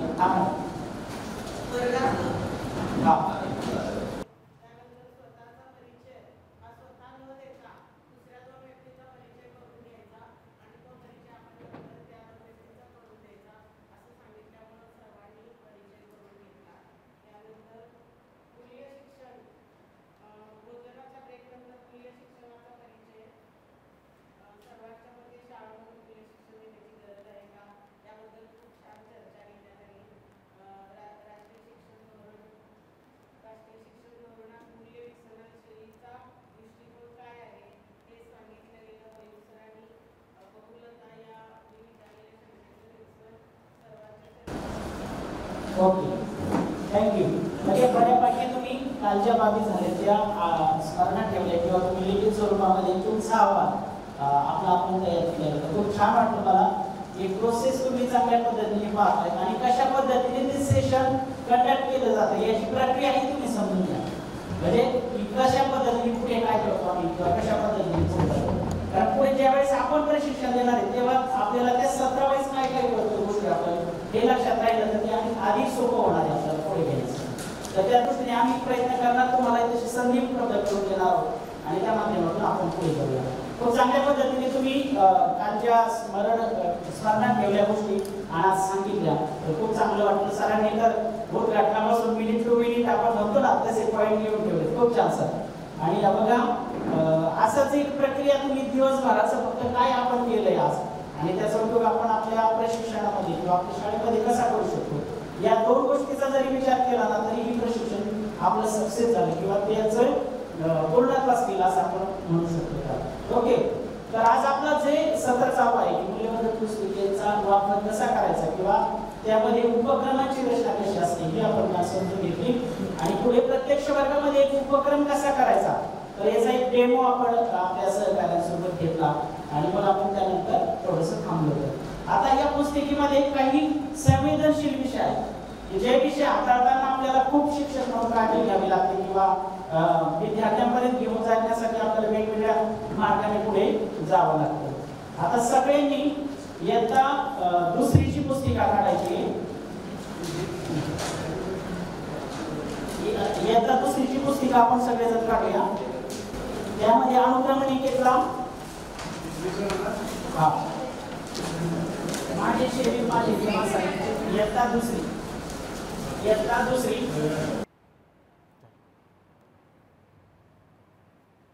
दुसरीचा उपक्रम वाचून झालाय. दुसरीचा उपक्रम वाचला माझे शरीर माझे दिमाग शिक्षक तुमच्या वाचल्या दुसरीचा वाचल्या. काय तो उपक्रम कोण सांगते मला त्या उपक्रमामध्ये काय करून घेणार आहोत आपण वर्गामध्ये ते एकदा मला सांगा मग आपण पुढची चर्चा करू. हा सर या उपक्रमामध्ये सोशल पॅटर्न बद्दल माहिती दिलेली आहे. चित्र दिलेले आहे. छोटी मुलगी आणि एक मुलगा मुलीची केस महत्वाचं दाखवलं आहे. त्यावरती सुद्धा एक बरोबर आपल्याला जे सुरक्षित वाटेल ना त्या ठिकाणी बरोबर चिन्ह करायचं आणि सुरक्षित चिन्ह मारायचं. त्या बाजूलाच एक ताई हातात घेऊन काहीतरी बोलत आहे आणि त्याच्या खाली गर्दीत एक मुलगा सापडलेला आहे दिसते आणि दुसऱ्या एक बैलीच्या पाठीमध्ये थाप मारला. 4 चिन्ह दिली. त्याला सुरक्षित वाटणाऱ्या ठिकाणी बरोबर चिन्ह आणि असुरक्षित वाटणाऱ्या ठिकाणी चिन्ह द्यायचं आहे. चिन्ह दिले आणि आपल्या सूचना जे दिलेले अनेक हा एक उपक्रमाचा एक भाग आहे. अशा अनेक उपक्रमातून आपण त्याला कुठल्याच बॅटरीची माहिती द्यायची आहे आणि बॅटरीच असेल तर त्याचा मोठ्यानं नाही असं ओढायला त्याला सूचना केलेली आहे. ओके, मग जर असे विषय आहेत तर आपण प्रत्यक्ष आपल्या वर्गामध्ये विद्यार्थ्यांसोबत घेताना एक कोणत्या पद्धतीने आपण घेतले पाहिजे. बाहुलीचा वापर करायला सांगितलं. काय सांगितलं. बाहुलीचा वापर करताय. बाहुलीचा वापर करताय. आणखी ऍक्शन सॉंगच्या माध्यमातून पण करू शकतो. आणखी व्हिडिओ खूप सारे व्हिडिओ आहेत बरोबर. आणखी आकृती चित्राच्या माध्यमातून सुद्धा बरोबर. आणखी हा म्हणजे एकतर प्रतिकृती असेल नाट्यकरणातून सुद्धा बरोबर. आणि मग अशा पद्धतीचे विषय हाताळत असताना शिक्षक म्हणून आपण काय काळजी घेतली पाहिजे. असे जे संवेदनशील विषय असतात तुम्ही सांगितलं की आपण विद्यार्थ्यांसमोर जाताना आपण या पद्धतीचा अवलंब करू किंवा अशा पद्धतीने करतो. परंतु हे विषय आपल्या वर्गामध्ये मुलांसोबत घेत असताना शिक्षक म्हणून काय काळजी आपण घेतली पाहिजे. मुलांच्या भावना दुखावणार नाही. मुलांच्या भावना खबरदारी घ्यावी लागेल. बरोबर. विषय कशा सॉफ्ट रीतीने हाताळता येईल बरोबर. याच्यासाठी आपण नियोजन करावं लागेल. अगदी.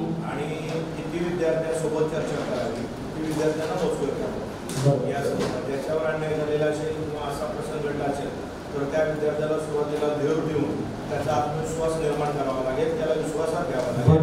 त्याला बोलतं करण्यासाठी प्रवृत्त करावं लागेल. आणि त्याच्यानंतर तो जसा विषय आहे त्या विषयावर नंतर आपण मायक्रो निरीक्षण करून मग त्याचे विषय हाताळणी करावे. अगदी खूप चांगली म्हणजे सरांनी आपल्याला सांगितले की त्या अगोदर विषय समजून घेणं असेल त्याच्याशी बोलणं असेल आणि हे सगळं करत असताना आपण मूल्यात्मक दृष्टिकोनातून विचार करायचा सगळ्यात नैतिकता त्याच्यामध्ये टिकून राहिली पाहिजे. जसं की त्या मुलाच्या सन्मानाला ठेच पोहोचणार नाही याची काळजी आपण घेतली पाहिजे. त्याच्याविषयी बोलण्याचा नम्रपणा आपला जाणवला पाहिजे. म्हणजे बऱ्याच वेळा असं होतं की चुकीचं विद्यार्थ्यांनी काय केलं तर आपलं ओरडण्यावर रागवण्यावरती जास्त असतं परंतु समजून घेणं हे तितकंच महत्वाचं असतं ना. म्हणजे जसं आपण घरी आपल्या मुलांना आपण काही चुकी झाले असं करायचं नाही पण काय करायचं हे आपण कधी सांगतो का त्यांना किंवा त्याच्यावरती विचार करतो का. म्हणजे काय करायचं नाही यापेक्षा काय केलं पाहिजे याच्यावरती जर भर दिला तर मुलांना नाही कळतं की अशा पद्धतीने आपण जर वागलो चांगलं तर त्याचा चांगला परिणाम सुद्धा आपल्यावरती होतो. आणि ते मुलांच्या वर्तनामध्ये पण बदल दिसण्यासाठी ते फार महत्त्वाचं असतं. म्हणजे जी आपली भाषा आपण ज्याला बदललेली बोलतो तर त्याच्यावरती पुढे बोलले की नाही आपण बघूया. आता तुम्ही ज्या ठिकाणी बसलेला तिथे चौघांनी गटामध्ये बसायचंय. लवकर गटामध्ये समोरासमोर आपण बसतो, शेजारी बसत नाही, एवढी फक्त काळजी घ्या. एकमेकांच्या समोरासमोर 4-4 जणांच्या गटात बसायचं. आता तुम्हाला काय करायचंय, कोणतंही एक पुस्तक घ्यायचंय मूल्यवर्धनचं आणि त्या पुस्तकातील उपक्रमामध्ये घरी करावयाच्या कृती अशी ऍक्टिव्हिटी दिलेली उपक्रम तुम्हाला त्याच्यामध्ये शोधायचे. घरी करावयाची कृती ज्या ज्या उपक्रमामध्ये दिलेली आहे ते पुस्तकामध्ये तुम्हाला आपल्या गटामध्ये शोधायचं. ओके. आणि ते शोधत असताना आपण घरी करायची कृती उपक्रमात कुठे कुठे दिलेली आहे ती वाचून घ्यायची आहे. नंतर तुम्ही चर्चा करत असताना तुम्हाला स्लाइडवरती 3 प्रश्न दिलेले, त्या घरी करायच्या कृती शोधून त्या पाहत असताना पाहून चर्चा करून तुम्हाला या 3 प्रश्नांची उत्तरे शोधायची. यासाठी तुमच्या गटामध्ये एक ग्रुप लीडर असेल, तो या मुद्द्यांचं लेखन करेल 3 प्रश्नावर. कोणतंही पुस्तक घ्या, मी सांगितलं तुम्हाला वेगवेगळे येतेचं पुस्तक घ्या. यस, पण या 3 प्रश्नाची उत्तरं तुम्हाला शोधायची. गटातील प्रत्येकाने वेगवेगळं पुस्तक पहा. एक पुस्तक बघू नका, वेगवेगळं पुस्तक पहा आणि समजून घ्या.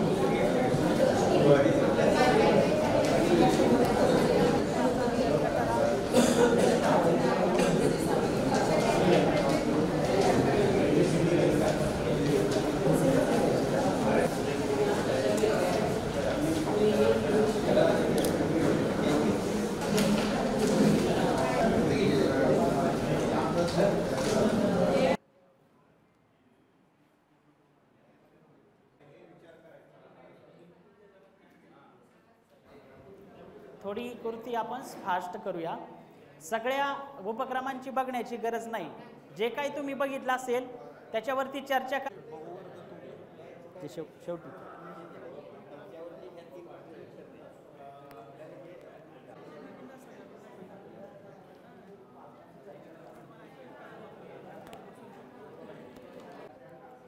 उत्तरं लिहून झाली. फार विचार नाही करायचा त्याच्यामध्ये, तुम्हाला लगेच उत्तरं मिळतील ती. ठीक आहे, पाहिले तुम्ही?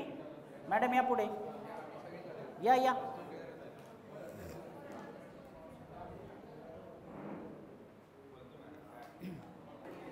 सगळे ग्रुप शांत होतील आणि इकडे लक्ष देतील. यस. हा, आता जे 3 प्रश्न दिले त्याच्या आधारावरती मॅडम आपल्याला उत्तर देतील. पहिला प्रश्न आहे, नियमित गृहपाठापेक्षा घरी करावयाच्या कृती या कशा वेगळ्या आहेत? आता जेव्हा पाठ्यक्रमावर आधारित आपण गृहपाठ देतो त्यावेळी विद्यार्थी पाठ्यक्रमाशी संबंधित निगडीत अशी उत्तरं लिहितात किंवा काही कृती सुद्धा स्वाध्यायामध्ये असतात, नाही असं नाही, कृती सुद्धा असतात. पण या ठिकाणी ज्या जो स्वाध्याय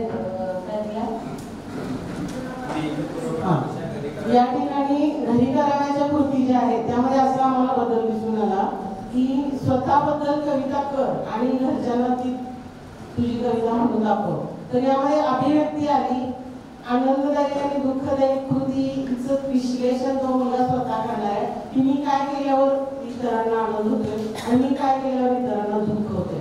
त्याचं विश्लेषण तो करायला शिकणार आहे किंवा त्याच्यामध्ये हे मूल्य रुजणार आहे की जी चांगली गोष्ट आहे ती आपण करायला पाहिजे, जी वाईट गोष्ट आहे इतरांना दुःख देणार आहे ती आपण करायची नाही. हे विश्लेषण तो करणार आहे. म्हणजे हा इथं वेगळेपणा जाणवतोय. तर राग, दुःख, भीती यांना आवर कसा घालायचा याबद्दलची चर्चा तो घरच्यांशी करणार आहे. म्हणजे अशा वेगळ्या प्रकारचं मूल्यावर आधारित असं ह्या घरी करावयाच्या कृती दिलेल्या आहेत असं आम्हाला अजून एक मुद्दा मॅडम सांगतात. घरातील व्यक्तीशी सुसंवाद साधणे ज्यातून त्यांना सुसंवाद साधण्याची संधी याच्यातून मिळणार आहे आणि त्यांना काय वेदना होत आहेत, काय त्रास होतोय हे पण त्याच्यातून कळल्यामुळे संवेदनशीलता हे मूल्य वाढीस लागण्यास मदत होणार. यातील काही कृती ज्या आहेत यामध्ये महत्त्वाच्या आहेत की नियमित गृहपाठापेक्षा या कृती वेगळ्या काय आहेत, तर काही कृती शाळेमध्ये विद्यार्थी करताना शिक्षकाच्या समोर घाबरतात, पण तीच कृती घरामध्ये मम्मी पप्पाच्या समोर अगदी निर्भीडपणे ते करू शकतात. हा एक चांगला बदल यामध्ये दिसून येतो. घरात करायच्या कृती याच्यातून प्रत्यक्ष वडीलधाऱ्या व्यक्तीशी चर्चा करता येणार आहे, प्रत्यक्ष अनुभव त्याला ऐकायला मिळणार आहे आणि त्यातून आपल्याला कोणत्या ध्येयापर्यंत जायला पाहिजे किंवा आपल्या वडीलधारी मंडळींनी कशा प्रकारचे अनुभव किंवा कशा प्रकारचे यातना सहन केल्या आणि आपण प्रत्यक्ष त्या ध्येयापर्यंत जाण्यासाठी काय करायला पाहिजे अशा वेगवेगळ्या प्रकारच्या कृती वेगळ्या या ठिकाणी देण्यात आलेल्या आहेत. आता म्हणजे उतारावरती चर्चा झालेली, फक्त याच्यापेक्षा काही वेगळे मुद्दे तुमचे असतील तर तेवढे मुद्दे तुम्ही फक्त सांगायचे. सर्वसमावेशक सांगतो, या ज्या कृती आहेत गृहपाठ आणि दिलेल्या कृती त्याच्यामध्ये या कृती आहेत ते अनौपचारिक कृती आहेत. एक दुसरी आहे ते मुलांच्या विचारांना चालना देणारे आहेत. 2 आणि तिसरी आहे मुलांच्या आवडीची, असं मला वाटतं. मुलांच्या आवडीची. ओके. दुसऱ्या प्रश्नावर तुम्ही सांगा. पहिल्या प्रश्नाचा एकच मुद्दा, गृहपाठ जो असतो तो सर्वांना सारखा असतो. या जे ही कृती आहे ती प्रत्येकाची वेगवेगळी असणार आहे आणि प्रत्येकाची मतं वेगवेगळी असणार आहे, त्याचा स्वाध्याय वेगवेगळा असणार आहे. तर या ठिकाणी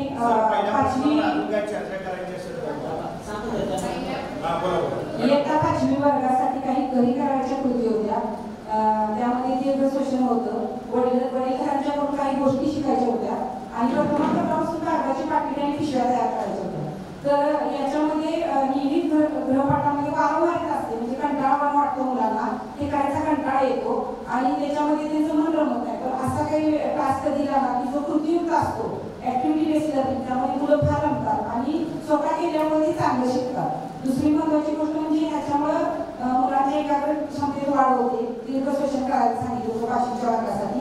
त्याच्यानंतर काही कागदाची पाकिटं पिशव्या बनायची, त्यातून प्लॅस्टिक मुक्ती कशी करता येईल हा जाता जाता ते सहज शिकणार होते. सहज शिक्षण होतं, एका क्षमतामध्ये वाढ होते, आत्मविश्वास त्यांचा वाढतो, कारण कुठलीही कृती प्रथम करत असताना चुका होतात, पण त्या चुकातून तो स्वतः शिकत असतो. आणि गृहपाठामध्ये शक्यतो लेखन आणि पाठांतराशी संबंधित गोष्टी असतात, जेणेकरून मुलं कंटाळा करतात. हे ऍक्टिव्हिटी बेस्ड लर्निंग असल्यामुळे आनंददायी होतं. कौशल्याचा विकास होतो. या घरी करायच्या कृती आहेत त्यामध्ये एखाद्या विविध कौशल्याचा, याच्यामध्ये आता यशस्वी होण्यासाठी कोणते गुण लागतील तर ते जर स्वतःच शोधायचे आहेत आणि ते यशस्वी होण्यासाठी कसे उपयोगी आहेत त्यावेळेस तो त्याच्यावर चिंतन आणि मनन करणार आहे. म्हणजे ते त्याला पुढच्यावर खूप शिकण्याची गरज नाही. आणि अशा प्रकारे कृतीयुक्त अध्ययन अध्यापनामध्ये या घरी करायच्या कृती आहेत त्या खूप बेस्ट आहेत. छान मुद्दे मांडले तुम्ही सगळ्यांनी, धन्यवाद. आता बघा दोन्ही कृती काही मुद्दे आपल्याला दिले. पहिल्या प्रश्नावरती मला बऱ्यापैकी उत्तर मिळालेलं आहे, त्याच्यापेक्षा जास्त अपेक्षित उत्तर मला नको. आता दुसरा जो प्रश्न आहे, घरी करावयाच्या कृती सर्व मुलांनी घरी करावयाच्या कृती पूर्ण केली आहे याची खात्री तुम्ही कशी कराल? असं चर्चा वर्गामध्ये करत असताना गट चर्चा घेता येईल. बोलणार नाही त्याला मुद्दावर बोलवत नाही, पुढे क्या बोलला नाही तो केली खात्री होईल. किंवा ज्या उपक्रमामध्ये नेहमी ऍक्टिव्ह असतो मुलगा त्याला निरीक्षण करायचं, बाकी याच्यावर त्याला प्रतिक्रिया घेतल्या तरी आधी चांगल्या पद्धतीने करता येईल. बरोबर. ह्या घरी करायच्या कृती त्याने पूर्ण केल्या त्याची खात्री तुम्ही कशी कराल? सरांनी 2 मुद्दे सांगितले, आणखी कोणाला काय सांगायचं?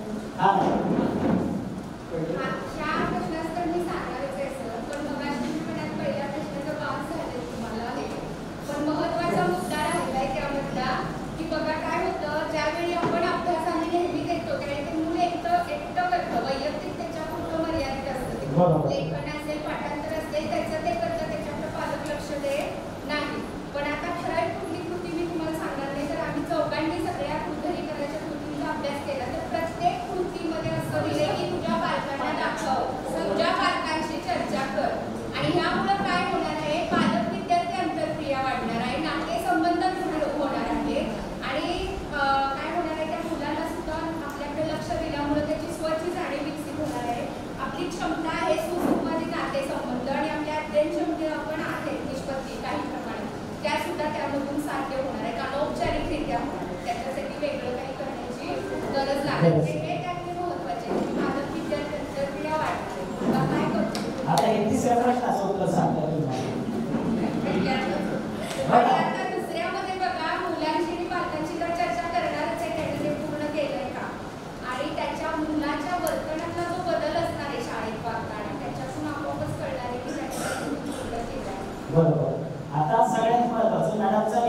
मला खूप आवडला की तो गृहपाठ त्याला वैयक्तिक करायचा असतो, त्याचा त्याला करायचा असतो, परंतु या कृतीमध्ये त्याला पालकांशी बोलायचं किंवा इतरांशी बोलायचं, तर हा एक वेगळापणा त्याच्यामध्ये होता. दुसरं, या कृतीचे म्हणजे खात्री कशी करायची शिक्षकांनी, दुसऱ्या दिवशी उपक्रम झाल्याच्या नंतर त्यांनी पूर्ण केलं की नाही यावरती आपण काय करतो वर्गामध्ये विचारतो मुलांना. फक्त तुम्ही सगळ्यांनी जे सांगितलं होतं काम ते पूर्ण केलं का, मला म्हणतात हो, तर त्याच्यावर अवलंबून न राहता काय तुम्ही केलं मला सांगा.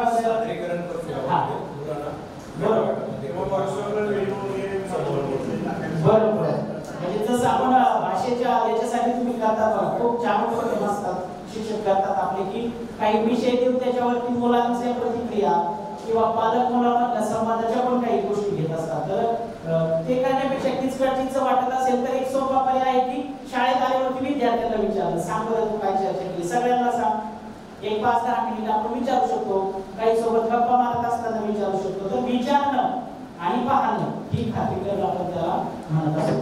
म्हणजे जसं म्हणजे आपण पालकांच्या घरी गेलो तर आदर ते आपल्याला मिळतं आणि चहा सुद्धा मिळतो, परंतु चायसाठी जायचं असं नाही म्हणतात, चर्चेसाठी जायचं असं. ओके, आता तिसरा मुद्दा आहे की त्याच्यावरती पण बरेचशी मुलं आली की घरी करायच्या कृतीचे काय काय फायदे होते. एक मॅडमने सांगितलेले 2-3 मुद्दे त्यामध्ये आले. आणखी काय फायदे होते मुलांना? हा मॅडम. सुसंवादी नातेसंबंध, हा एकमेकांच्या पद्धतीनं अगदी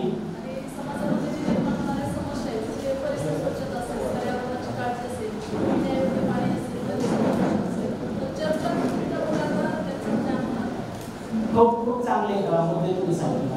काय फायदे होऊ शकतात? एक तर मुलगा आपल्या पालकांसोबत बोलणार आहे, शेजारच्या सोबत बोलणार आहे, जे आजूबाजूला आपले प्रश्न आहेत त्याच्यावरती तो विचार करणार आहे आणि त्यावर काय चर्चा घडली. म्हणजे काही कृतीमध्ये सांगितलं की आपल्या आजूबाजूला काम करणाऱ्या लोकांची ओळख करून या, तुम्ही ते काय काम करतात समजून घ्या आणि ती वर्गामध्ये येऊन सांगा. किंवा आपली आई आपल्यासाठी एवढं काम करते सकाळी उठल्यापासून संध्याकाळी झोपेपर्यंत, तर मग तिला तुम्ही एखादं भेटकार्ड तयार करून द्या. पण आवडणार नाही मला भेटकार्ड दिलं, माझ्या मुलांनी दिलं, आणि ह्या गोष्टी छोट्या छोट्या आहेत परंतु खूप परिणामकारक आहेत आणि या होण्याचा प्रयत्न आपण घरी करायच्या कृतीमधून करत असतो. सर तुम्हाला काय सांगायचं? मुलं छोट्या मोठ्या गोष्टी सादर केल्यामुळं न करणाऱ्या गोष्टी पालकांना कळते, पालकांनी विद्यार्थी सुसंवाद आहे अगदी.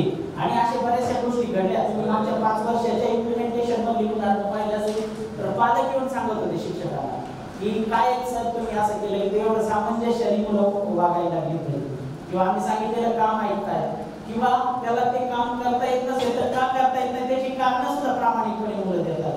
तर या छोट्या छोट्या गोष्टी आपण मुलांमध्ये शिकवण्याचा प्रयत्न करतो आणि या घरी करायच्या कृती या काही उपक्रमामध्ये दिलेल्या आहेत, सगळ्याच उपक्रमामध्ये नाही, काही उपक्रमांमध्ये दिलेले आहेत. तर त्याच उपक्रमासाठी त्या हेतूने ते आपण विद्यार्थ्यांकडून करून घ्यायचं, तेवढं आपण लक्षात ठेवा. पुढे आहे काही आणखी एक सकारात्मक फायदा हा होईल की पालकांचा शिक्षकांकडे बघायचा दृष्टिकोन चांगला. हा बरोबर, पालकांचा शिक्षकांकडे पाहण्याचा किंवा शाळेविषयीचाच एक दृष्टिकोन दृढ होण्यास मदत होईल. आणखी मराठी जो विषय होता की संवेदनशील विषय जे आहेत कसे हाताळायचे, त्याच्या संदर्भात एक मागे आत्म नावाची एक संस्था, त्या संस्थेमार्फत प्रशिक्षण झालं बाल लैंगिक शिक्षण संदर्भात. त्याच्यामध्ये जे दिग्गज बॅटलेज आहे त्याच्यामधला एक नियम आहे की मुलांनी आपल्या विश्वासार्ह व्यक्तीशी जे काही घडलं असेल ते सगळं सांगायचं. त्यामध्ये एक महत्त्वाचा मुद्दा असतो.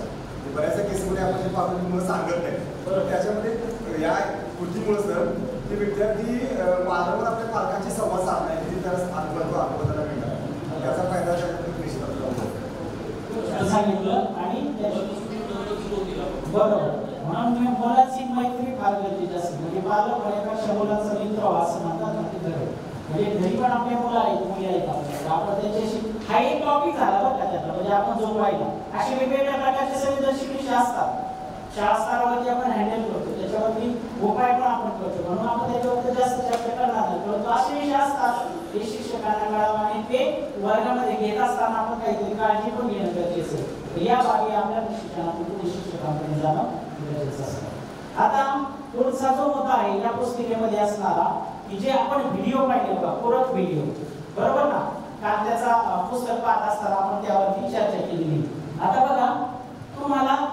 3 प्रकारचे व्हिडिओ दिलेले त्याच्यामध्ये. एक आहे ॲनिमेटेड गोष्टी, दुसरा आहे ॲनिमेटेड सूचनात्मक व्हिडिओ आणि ॲनिमेटेड गाणे.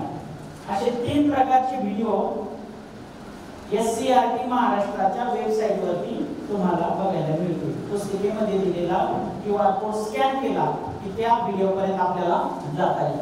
आता तुम्ही आपल्याच ग्रुपमध्ये बसायचे पहिल्या आणि एक छोटीशी कृती करायची अगदी 3-4 मिनिटांमध्ये आणि मग आपण पुढच्या चर्चेला सुरुवात करूया. कृती काय करायची घटक? इयत्ता 3रीच्या पुस्तकातील दयाळूपणा हा उपक्रम तुम्ही बघायचा.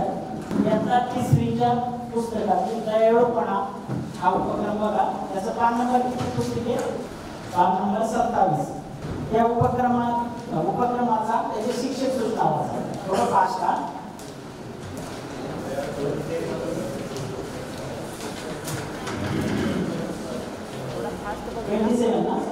शिक्षक सूचना वाचा.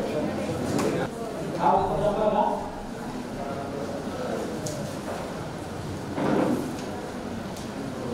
नंबर 27 बरोबर आहे का?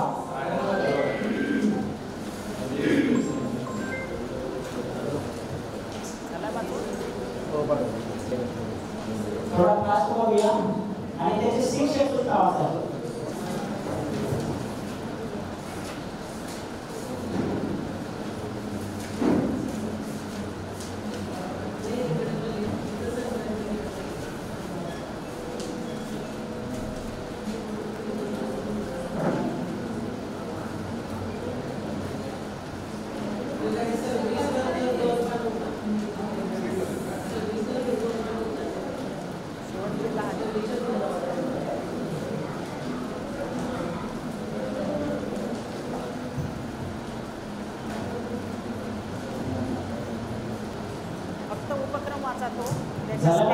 म्हणजे शिक्षक सूचना काय काय वाचले का?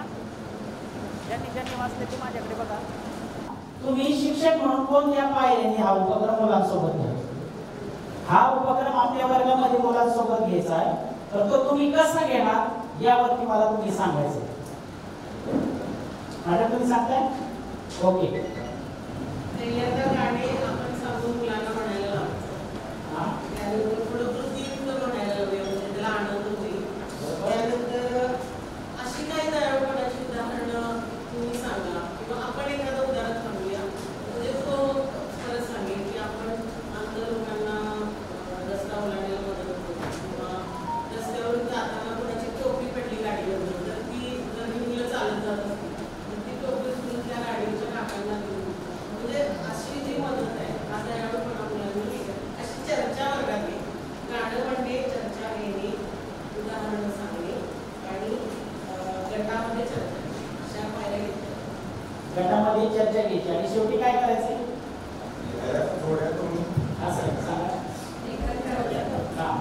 बसपासून शेवटपर्यंत स्टेप सांगा. कारण जसं सांगितलं त्यामध्ये पहिल्यांदा आपण जे गीत आहे ते गीत म्हणजे आपण का लिहिलं त्याबद्दल एखादं गीत आपण सादर करू शकतो. आपल्या मुलांना म्हणायला सांगतो. त्याच्यानंतर मुलांना दयाळूपणाची काही उदाहरणं त्यांच्याकडून काही उदाहरणं आपण त्यांना सांगतो.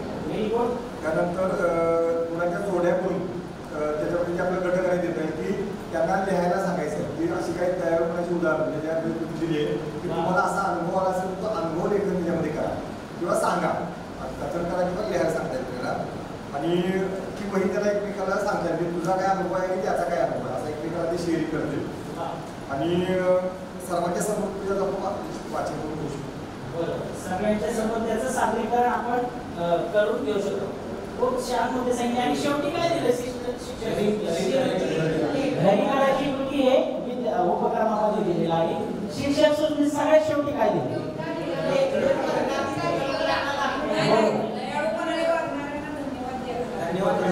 पत्र धन्यवादाचं पत्र आपल्याला लिहायचं घरी करायची कृती बरोबर. हा बरोबर. पण सर त्याच्यात एक मुद्दा ऍड व्हायला घरी त्याने आपल्याला हे दयाळूपणाची त्यांना पण त्याला गल्ली गावा अनेक लोकांनी त्याला हे केलेलं असतं त्या संदर्भात पण त्याच्यात आला सुद्धा अजून जास्त असतं. बरोबर. त्या गोष्टीचं नाव काय त्या व्हिडिओचं तिथल्या विनी आणि अनोळखी व्यक्तीस मदत करते. आता प्रत्यक्ष आपण हा व्हिडिओ अगोदर बघू आणि मग आपण पुढे त्यावरती चर्चा करू.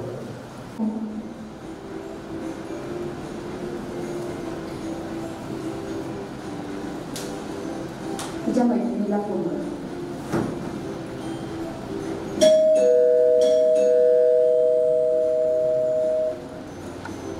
अगं कुठे होतीस मी किती काळजी करत होते बाळा. आणि हे कोण? मम्मी थांब थोडं, मी तुला सगळं काही सांगते. आधी काकांना सोफ्यावर आराम करू दे. तर त्याच्याऐवजी जसं व्हिडिओ त्या आईने तुला टेप केलं तसंच करतील असं वातावरण सध्याचं नाही. बरोबर. एकतर तिची आई किंवा वडील म्हणतील तुला कशाला पाणी पाजायला जायचं होतं, बाकीचे लोक म्हणते तुला थांबायची गरज काय होती, आम्ही इथे काळजी करतोय असं विचारतील. त्या मुली घरी जर घेऊन आली पाणी पाजलीस तरी पण ठीक आहे, त्या आजोबाला घरी घेऊन यायचं काय करणार, तुला फोन पाठवणार असंही वातावरण यावेळी त्या अगदी असंही वातावरण. तसे प्रसंग आल्यावरती आपण मुलांशी बोलूया की जर आपलं असं कोणी वाटत असेल रस्त्यामध्ये पडलं तर आपण त्याला मदत करतो. दुसरं असं की हे व्हिडिओ तुम्ही पालकांनाही पाठवा ना, त्यांच्या ग्रुपवरती. तुम्ही ऑलरेडी वर्गाचे ग्रुप बनवता ना, तुमचे अभ्यास पाठवता त्याच्यावरती किंवा काही, तर ह्या गोष्टी पालकांपर्यंत सुद्धा जाऊ द्या की कसं वेगळ्या पद्धतीने मुलांना शिकवलं जातं हे त्यांनाही कळणार आहे.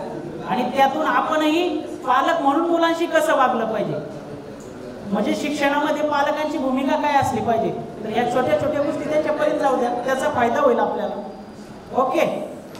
तर हा मॅडम, कधी कधी हे प्रसंग तिथून सांगण्याची सुद्धा वेळ येते.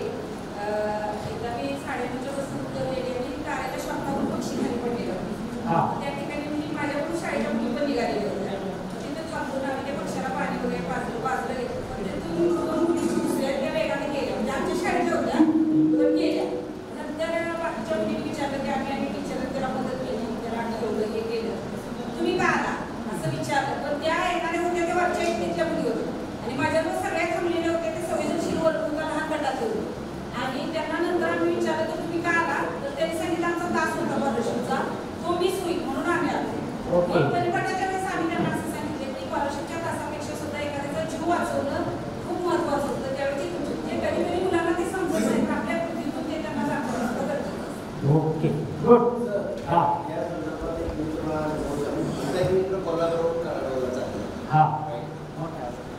बाईकवरून चालला होता बरोबर आणि वाटेत येणारा केला दोन मित्रांनी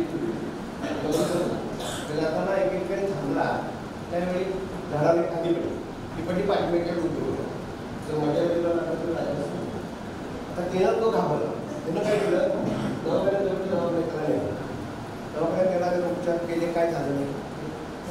ते सोबत वगैरे पार पडले आणि 4 दिवसानंतर त्यांच्या मुलानं त्या माझ्या वडिलांना मारलं म्हणून गुन्हा दाखल त्यांनी मला मदत हात केलाय, त्याला दिल्या आणि दिलं. ओके. आता हे पूरक व्हिडिओ तुम्ही सगळ्यांनी यूट्यूबवरती SCRP महाराष्ट्र असं नाव टाका किंवा तो QR कोड स्कॅन करा पुस्तिकेतला पहिला. आता इथं तुम्हाला 3 प्रकारचे व्हिडिओ दिले. ॲनिमेटेड गोष्टी येतं, ॲनिमेटेड गाणी आणि एक सूचनात्मक व्हिडिओ. आता जे व्हिडिओ सूचनात्मक व्हिडिओ आहेत हे व्हिडिओ शिक्षकांनी स्वतः पाहिजे आहेत. सूचनात्मक व्हिडिओ हे शिक्षकांनी स्वतः पाहिजे आहेत आणि त्या पद्धतीने उपक्रम आपल्या वर्गामध्ये घ्यायचे आहेत. म्हणजे आपल्या वर्गाचे वर्गनियम कसे तयार करायचे, आपल्या वर्गाचे वर्गनियम कसे तयार करायचे, तर यावरती सगळी प्रक्रिया असलेला एक व्हिडिओ दिलेला आणि तो आपण पाहायचा आहे आणि त्या पद्धतीने आपल्या वर्गामध्ये मुलांसोबत तो उपक्रम करून घ्यायचा आहे. आपल्या वर्गामध्ये शांतता संकेत आपण कसा शिकवणार आहोत किंवा कशा पद्धतीने मुलांना तो सांगितला जाणार आहे, तर त्याचाही एक व्हिडिओ दिलेला आहे. म्हणजे शांतता संकेत देत असताना शिक्षकाने काय करावे, मुलांनी काय करावे, शांतता संकेत देऊन झाल्यावरती शिक्षकांनी काय महत्त्वाची सूचना द्यावी, या पद्धतीचे काही व्हिडिओ आहेत ज्याला आपण म्हणतो सूचनात्मक व्हिडिओ, जे शिक्षकांना पाहण्यासाठीचे आहेत, ते मुलांसाठी नाही. हे आपण लक्षात ठेवावं. गोष्टी आणि गाणी हे विद्यार्थ्यांसाठी आहे. ओके. तर आपल्या पुस्तक परिचय हे सत्र कालपासून सुरू आहे. त्याच्यामध्ये पुस्तक उपक्रम कसा आहे, त्यानंतर पूरक व्हिडिओ कोणकोणते आहेत, घरी करायच्या कृती कशा आहेत, तर या गोष्टीवरती आपण आतापर्यंत माहिती समजून गेली. आता महत्त्वाच्या काही आपण बोलणार आहोत. तर मी आदरणीय मयूर सरांना विनंती करतो की पुढच्या सत्राला आता त्यांनी कंटिन्यू करावं.